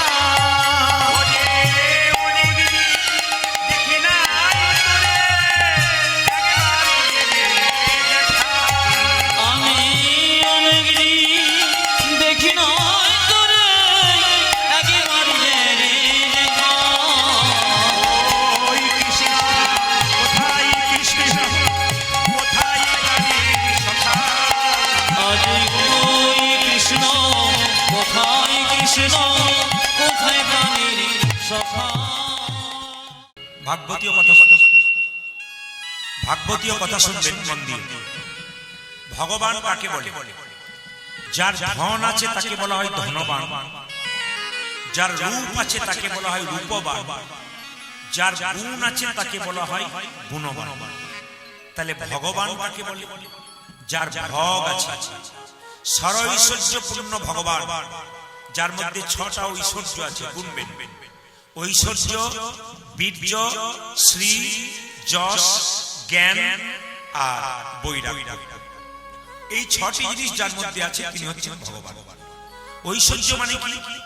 অনেকগুলো লোককে নিজের আয়ত্তে রাখার ক্ষমতাকে ঐশ্বর্যবান বলা হয়। তাহলে যিনি পশ্চিম বাংলার মুখ্যমন্ত্রী, তিনি তো বহু লোককে নিজের আয়ত্তে রেখেছেন। যিনি ভারতবর্ষের প্রধানমন্ত্রী, তিনি তো আরো লোককে নিজের আয়ত্তে রেখেছেন। স্বয়ং ব্রহ্মা, যিনি 14 ভুবনকে নিজের আয়ত্তে রেখেছেন, ইনি কি ভগবান? না। যিনি বিশ্ব ভুবনের প্রত্যেকটা জীবকে, পৃথিবীটাকে নিজের আয়ত্তে রেখেছেন, তিনি হচ্ছেন ভগবান। যার একটা অঙ্গুলি হেলনে ধ্বংস হয়, আবার একটি অঙ্গুলি হেলনে সৃষ্টি হয়, তিনি হচ্ছেন ভগবান। বীর্য মানে কি? টাকা টাকা। বীর্য মানে ক্ষমতা। যেমন ভগবান শ্রীকৃষ্ণ কড়ি আঙুলে একটা কি তুলেছিল মায়েরা? গিরি গোবর্ধন পাহাড়। কতদিন তুলেছিল কারো জানা আছে? 7 দিন তুলেছিল। তাহলে স্বয়ং ভগবান কড়ি আঙুলে গিরি গোবর্ধন পাহাড় 7 দিন তুলেছিল। আপনি একটা ইট তুলে দেখান, ভাবনা করার বিষয় আছে। যিনি কৃষ্ণ ভগবান 7 দিন গিরি গোবর্ধন পাহাড় আঙুলে তুলেছিলেন, করি আঙুলে, তিনি কত বড় ক্ষমতাবান, ঐশ্বর্য বীর্য শ্রী। শ্রী মানে কি মায়েরা? কাজ করার সময় বলে না তোর কাজের কোনো শ্রী নাই, শ্রী মানে সুন্দরতা। ভগবান এত সুন্দর দেখতে, যদি আপনার তো দুটো চোখ আছে, একটা ডান চোখ একটা বাম চোখ, গুরুদেবের কাছে মন্ত্র দীক্ষা ভজন করে আরেকটা চোখ হয়, এই চোখটার নাম জ্ঞান চক্ষু। যার জ্ঞান চক্ষুর উদয় হবে তিনি ভগবানকে আস্বাদন করতে পারবেন। তো ভগবান এত সুন্দর দেখতে, যদি কেউ একবার ভগবানের রূপ দর্শন করতে পারে তবে পৃথিবীর কোন জিনিস দেখতে তার ইচ্ছা জাগবে না, সে সব ভুলে যাবে। মীরাবাই নিজের স্বামীকে ভুলে গিয়ে কৃষ্ণ নাম শুনে, কৃষ্ণ দেখে কৃষ্ণকে স্বামী রূপে গ্রহণ করেছিল। সে কৃষ্ণ ছাড়া জগতের কাউকে জানতে পারবে না। এরকম যদি কেউ জানতে পেরে যায়, সে আর পৃথিবীর কোনো জিনিস ভালো লাগবে না, খালি ভগবানকেই ভালো লাগবে। তাহলে ঐশ্বর্য বীর্য শ্রী ধন, ভগবান কত বড় ধনবান আপনারা তো সবাই জানেন মায়েরা। আমরা লক্ষ্মীর কাছে যাই, এসো মা লক্ষ্মী বসো মা ঘরে, আমার ঘরে থাকো মা অন্ধকার করে। ভুল বলে ফেললাম না, আপনার ঠিক করে নেবেন যদি ভুল বলে ফেলে। এসো মা লক্ষ্মী বসো মা ঘরে, আমার ঘরে থাকো মা আলো করে। আমরা লক্ষ্মীর কাছে ধন চাই, যে লক্ষ্মীর কাছে আমরা ধন চাই সেই লক্ষ্মী ভগবানের চরণে বসে আছে ধন চাওয়ার জন্য। তাহলে তিনি কত বড় ধনবান। ঐশ্বর্য বীর্য শ্রী যশ, যশ মানে কি? ভগবানের মতো যশবান আর কি আছে? আর কি বৈরাগ্য। দেখুন কৃষ্ণ যখন বৃন্দাবন ছেড়ে মথুরায় চলে গিয়েছিল, আমরা ভেবেছিলাম যে সত্যি কৃষ্ণ বৈরাগ্য ধারণ করেছে, কিন্তু না, মাঝে মাঝে উদ্ধবকে বৃন্দাবনে পাঠাতো, বৃন্দাবনে কে কেমন আছে খবরটা নিয়ে এসো। বৈরাগ্য জন্মায়। বৈরাগ্য জন্মালো কখন? যখন তিনি গৌর হয়ে নবদ্বীপে এলেন এবং সন্ন্যাস গ্রহণ করলেন, বিষ্ণুপ্রিয়াকে সচিমাতাকে ত্যাগ করে, তখন কিন্তু তিনি পুরোপুরি বৈরাগ্য ধারণ করলেন। ইনি হচ্ছেন ভগবান। তাহলে ভগবানের সংজ্ঞা আপনারা পেলেন, একবারে মন দিয়ে শুনে নেবেন বাবু, মনে মনে করে সবাই লক্ষ্য করুন।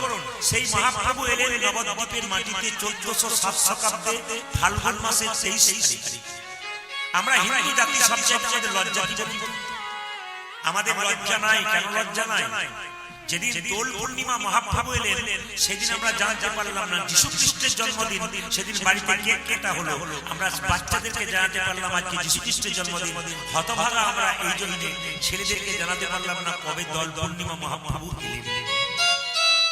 বিদেশ থেকে মানুষগুলো এসে এই দেশে হরে কৃষ্ণ বলতে পারছে না, হরে কৃষ্ণ বলছে। সবচাইতে আনন্দের ব্যাপার, ওরা বলতে পারে না তবু বলে, আর সবচাইতে লজ্জার ব্যাপার, আমরা বলতে পারি তবু বলি। এই লজ্জাটা কোথায় ঘুচাবে? সেই মহাপ্রভু এলেন 1407 শতাব্দে দোল পূর্ণিমা 23 ফাল্গুন, সচিমাতার কোল আলো করে তিনি প্রচার করলেন, পৃথিবীতে আছে যত নগরাদি গ্রাম সর্বত্র প্রচার হবে আমার। ভগবান বলেছেন মন মানা মদ ভক্ত, তুমি তোমার মনটা গোবিন্দের চরণে দাও। আজকে মনটা গোবিন্দের চরণে দিন। আরেকবার পুনরায় বলে দিই, যিনি কৃতি তিনি আমাকে বলেছেন যে কীর্তন শেষ হবার পরে এই রাস্তাতেই সবার প্রসাদের ব্যবস্থা।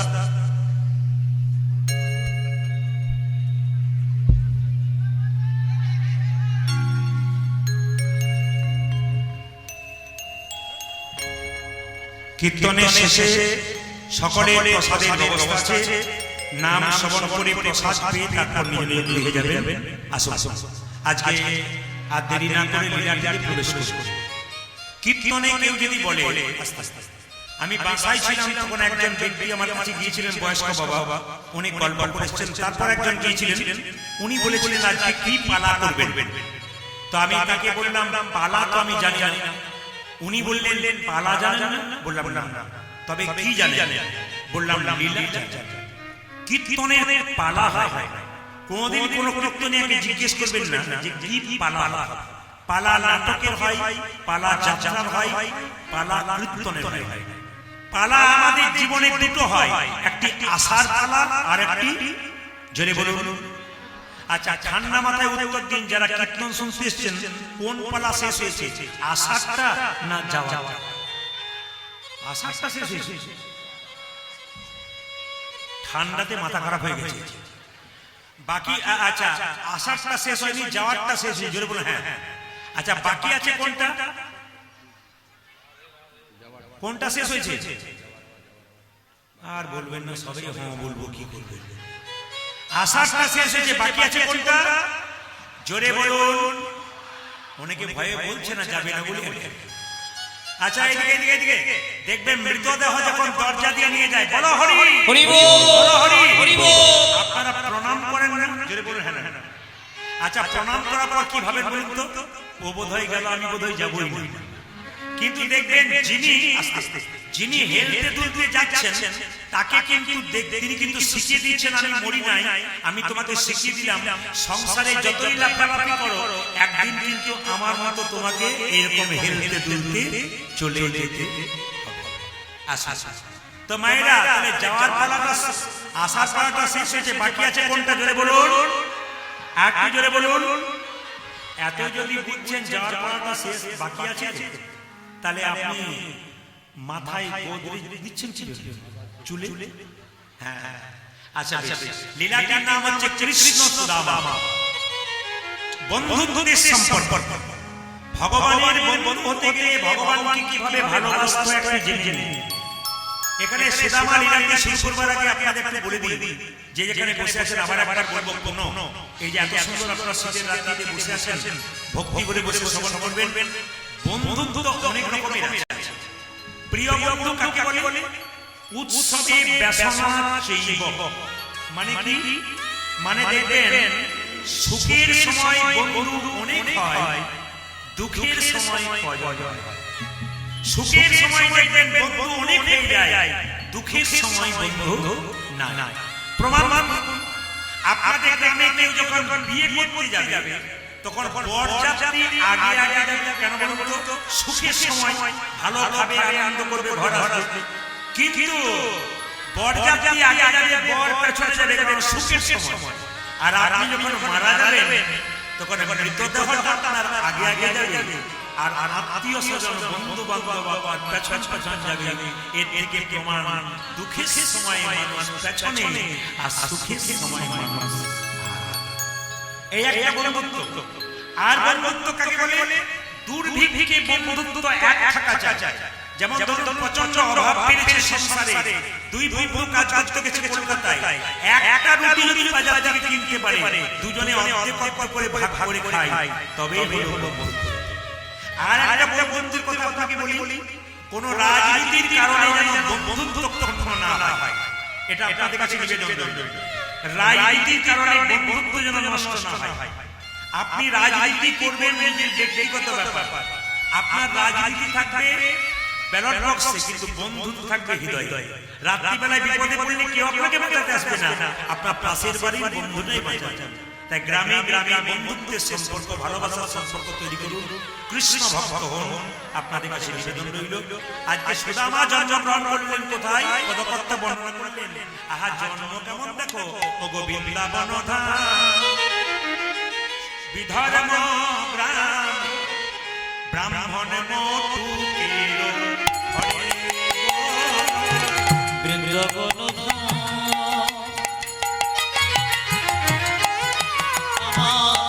বিধর্ম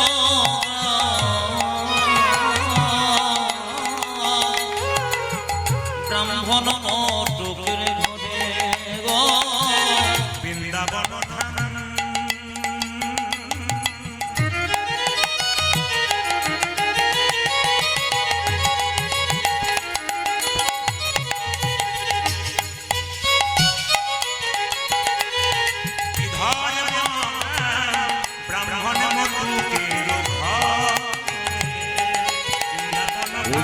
বৃন্দাবন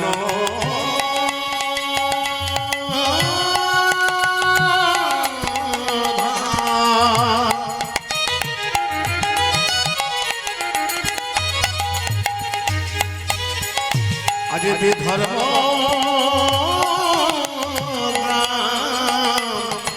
ব্রাহ্মণ মটুকের ঘরে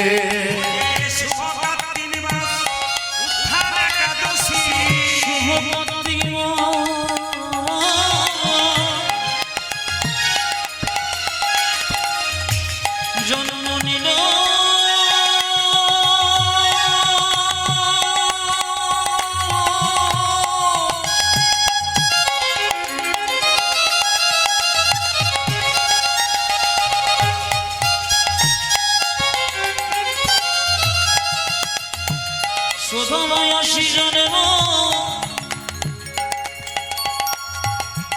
নিয়ে এলো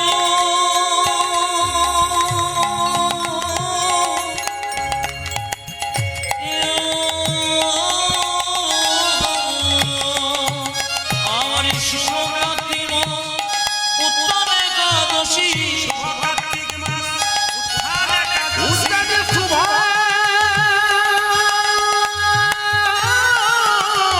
কার্তিক মাস।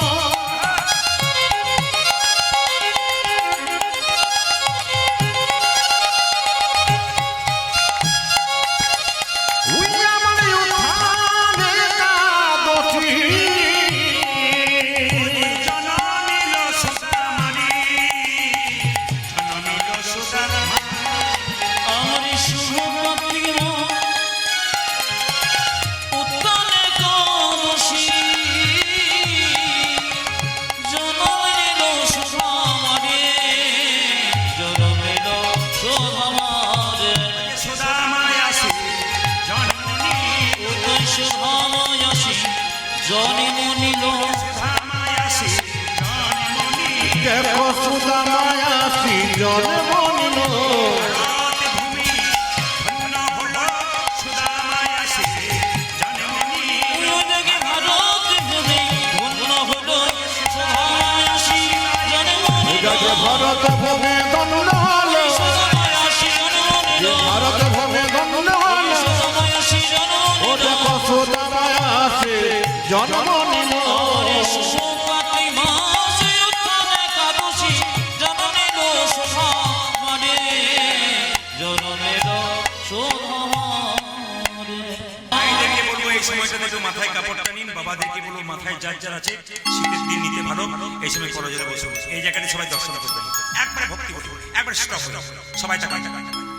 সুদামা যেতে যেতে পায়ে কাঁটা ফুটেছে, আর কৃষ্ণ সিংহাসনে বসে আছে, রুক্মিণী সত্যভামা বলছে, রুক্মিণী সত্যভামা দেখো দেখো দেখো দেখো। কি হয়েছে স্বামী? ধীরে ধীরে কি হয়েছে? আমার পায়ে কাঁটা ফুটেছে। কি করে ফুটলো? তুমি তো সিংহাসনে বসে আছো, তোমার পায়ে কাঁটা। রুক্মিণী, ভক্ত যখন ভগবানকে ডাকে, ভক্তে যতখানি আঘাত লাগে ভগবানের তার চাইতে বেশি লাগে। সুদামা পায়ে কাটা ফুটেছে, তাই আমার পায়ে কাটা ফুটেছে। সত্যি তো তাই। যেই না সুদামা চিৎকার করে বলল, কানা করি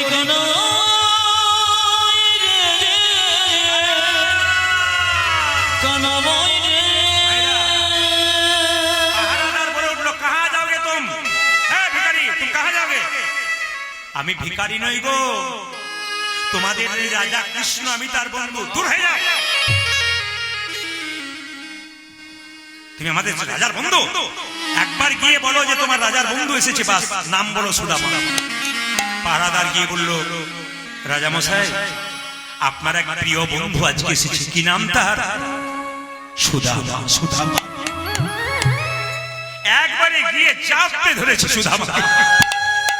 দেখুন বন্ধুত্বের কেমন মিল, দেখুন ভগবানকে ভালোবাসতে ভগবান আপনাকে কেমন ভালোবাসবে প্রমাণটা দেখুন। সুদামাকে জড়িয়ে ধরে সুদামাকে সিংহাসনে বসিয়ে দিয়েছে। সুদামা বলছে, দেখ দেখ, আমি ভিখারি মানুষ, আমাকে সিংহাসনে বসাচ্ছিস কেন ভাই? আমি নিচে বসি, তুই সিংহাসনে বস, তুই রাজা, আমাকে না না না না না না আমাকে। সুদামা, তুই সিংহাসনে বস। সুদামা, তুই সিংহাসনে বস। তুই ভিখারি কেন রে? যে ভগবানের জন্য সবকিছু দিয়েছিস, সে কখনো ভিখারি নয়। এই জগতে যার প্রচুর টাকা থাকে, গাড়ি থাকে, সে বলে আরো চাই, আরো চাই, আরো চাই, ওই তো ভিখারি রে। তুই ভিখারি কি করে হলি? তুই যে কৃষ্ণ ধনে ধনী। এই জগতে যারা কীর্তন শুনতে এসছেন তারা তো কৃষ্ণ ধনে ধনী।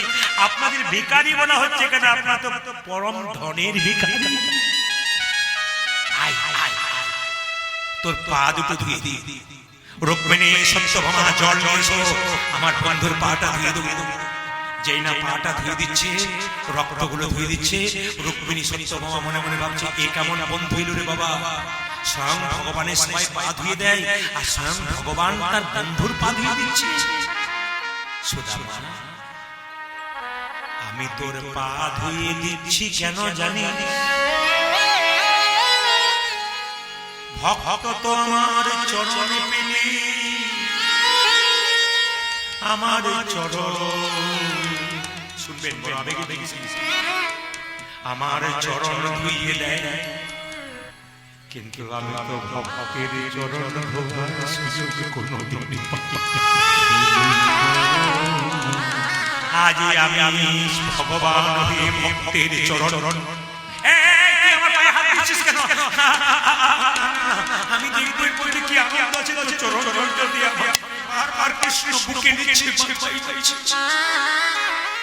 ভগবানকে যদি সত্যিকারে ভালোবাসা যায় তবে ভগবান ভক্তের চরণ ধোয়া যায়। হঠাৎ করে জিজ্ঞেস করছে, আচ্ছা সুদামা তুই বিয়ে করেছিস? সুদামা বলে, হ্যাঁ রে, হ্যাঁ বিয়ে করেছি তো। আমার স্ত্রী সুদামা, আমার স্ত্রী বসুন্ধরা তোকে যেতে পারলো। আরে সুদামা, কৃষ্ণ বলছে, তুই যে বিয়ে করেছিস আমাকে নিমন্ত্রণ করিস? উত্তরটা শোনা কেমন দিচ্ছে সুদামা। কৃষ্ণ বলছে, তুই যে বিয়ে করেছিস আমাকে নিমন্ত্রণ করিস? সুদামা বলছে, হ্যাঁ রে, আমি তো একটা বিয়ে করেছি, তুই তো 16,101টা বিয়ে করেছিস, তুই তো একবার নিমন্ত্রণ করিস। জেনে বলুন, হ্যাঁ না, হ্যাঁ কেমন উত্তর দিচ্ছে দেখো। আমি তো একটা বিয়ে করলাম, আমি নিমন্ত্রণ করতে ভুলে গেলাম। তুই তো 16,101টা বিয়ে করেছিস, তুই কবার নিমন্ত্রণ করেছিস? বাদ দে, আমি হেরে গেছি। ভক্তের কাছে ভগবান সবসময় হেরে যায়। ভক্তের কাছে ভগবান সবসময় হেরে যায়। ভক্ত যদি ভক্তি দেয় তবে ভগবান সবসময় হেরে যায়। আচ্ছা সুদামা, একটা কথা বলতে ভুলে গেছিলাম, বন্ধু যদি বন্ধুর কাছে কোনোদিন আসে, কিছু নিয়ে আসে, তুই আমার জন্য কি এনেছিস? আমি যে ভিখারি মানুষ, আমি কৃষ্ণ বলল, সুদামা চালাকি করছিস তুই? আমি কিছু বুঝি না, জগতে কোথায় কি ঘটনা ঘটছে সব আমি জানি। আমি বুঝি তুই কিছু এনেছিস, লুকোবার চেষ্টা করছিস কেন? দেখি কি দ্রব্য এনেছো সখা, দাও দেখি আমার। ঈদ হয়ে নেছো সখা, দাও দেখি আমারে। কি দ্রব্য এনেছো সখা, দাও দেখি আমারে। আজ কৃত এনেছো সখা, দাও দেখি আমারে। ভূগোল দেওয়া দিচ্ছে বারবার। সুদামা কি বললো, যেই না লুকাবার চেষ্টা করছে, সঙ্গে সঙ্গে কৃষ্ণ বললো, দে বলছে, দে বলছে, দে। যেই না কৃষ্ণ সঙ্গে সঙ্গে সুদামার কাছ থেকে ওই নাড়ু, চিড়ের নাড়ু, যে নাড়ু তো করতে পারেনি, চিড়েগুলো বাঁধা ছিল শুকনো গামছাতে। সুদামা, তুই আমার জন্য চিড়ে এনেছিস? তুই আমায় কত ভালোবাসিস রে। লোকে আমাকে মিষ্টি খাইয়ে খাইয়ে আমার জিভটাকে নিরস করে দিয়েছে, আর তুই ও মা আবার চিড়েগুলো ভিজিয়ে এনেছিস যাতে আমার গলায় না লেগে যায়। সুদামা কেঁদে কেঁদে বলে, কানাই রে, আমি আনবার কালে তোর জন্য শুকনো চিড়ে আনছিলাম। আনতে আনতে ভাবছিলাম আমি শুকনো চিড়ে কেমন করে আমার বন্ধুর কাছে দেব। আমার বন্ধুকে কতজন সোনার থালায়, রূপোর থালায় পায়েস দেয়, আমি শুকনো চিড়ে কেমন করে দেব? এই কথা ভাবতে ভাবতে আমার চোখের জলে চিড়ে ভিজে গেছে। ওরে গনা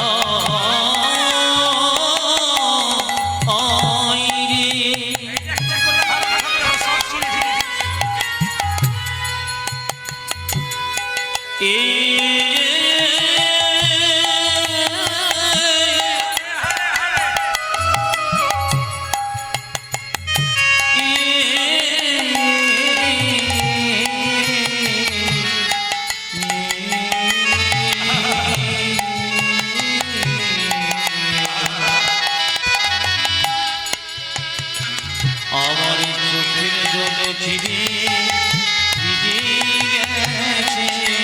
কানাই কানাই কানাই বলে চোখের জলে চিড়ে ভিজে গেছে। ও যে কানায় কানায় কানায় বলে,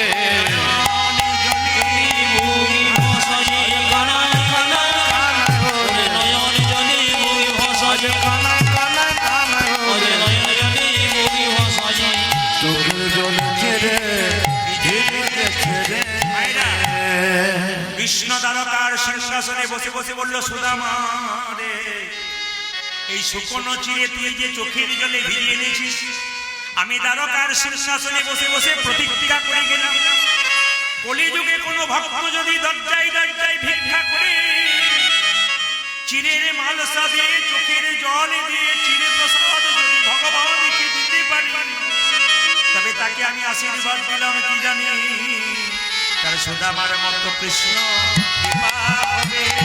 আর সুদামার মতো কৃষ্ণ কৃপা হবে কৃষ্ণ কৃপা হবে।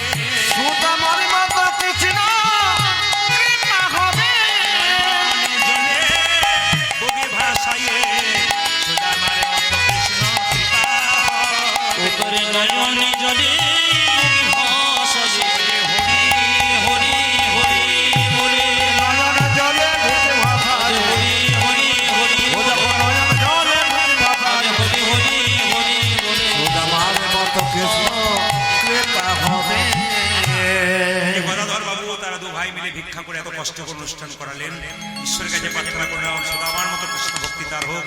আর আপনারা যারা কীর্তন শুনতে এসছেন, ঈশ্বরের কাছে প্রার্থনা করলাম আপনাদের প্রতি বাড়ি বাড়ি একটা করে কৃষ্ণ ভক্ত সন্তান।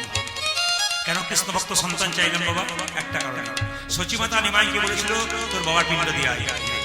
নিমাই বলেছিল মা পিণ্ড দিলে কি হয়? বলে পিণ্ড দিলে 7 বংশোদ্ধার হয়। সঙ্গে সঙ্গে নিমাই বলেছিল মা গো তুমি তো বললো পিণ্ড দিলে 7 বংশোদ্ধার হয়, কিন্তু কোন বংশে একজন কৃষ্ণ ভক্ত সন্তান জন্ম নিলে তার 7 বংশ নয়, তার 14 বংশোদ্ধার হয়।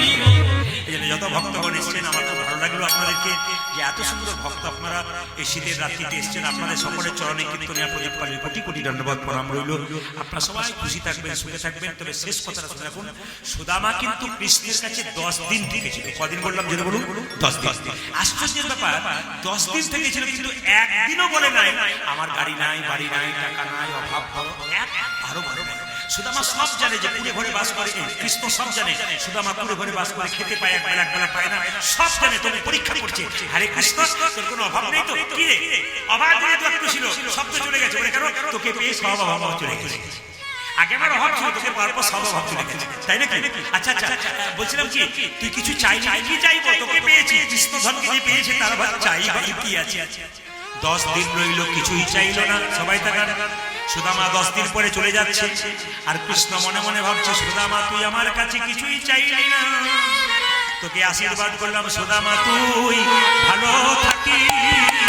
সুদামা তুই ভালো থাকিস। যে কীর্তন শুনলেন ভগবানের আশীর্বাদ পাবেন। সুদামা যে এতক্ষণ ধরে রইল 10 দিন ধরে, কৃষ্ণ শেষ কথা শুনুন, সুদামা তুই ভালো থাকিস। ও যাতে সুদামা তো ভালো থাকি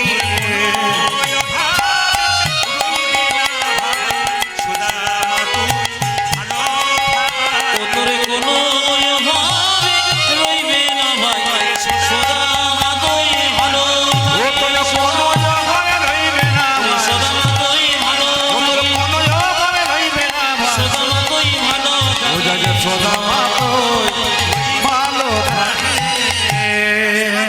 যাদেরকে ডাকছে সেবা করার জন্য মাত্র 2 মিনিট মিলনটা করে দিতে হবে। সবাই মাত্র 2 মিনিট মিলনটা করে দিতে হয়। সবাই সেবা সবাই পাবেন, মিলনটা করে দিতে হয়। একটু শুনে নিন যে যেখানে বসে আছেন। সুদামা কৃষ্ণের সঙ্গে, সুদামা যখন বাড়ি ফিরে গেল দেখতে পেল বিরাট বড় বাড়ি, তার স্ত্রী একবারে রাজরানী সেজে তার কাছে আসে।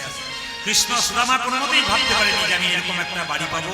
সুদামা পরের জন্মে কিন্তু সুন্দরানন্দ ঠাকুর রূপে জন্ম নিল। সবাই মিলে সুন্দরানন্দ ঠাকুর বন্দি বড়ই আসে, সুন্দর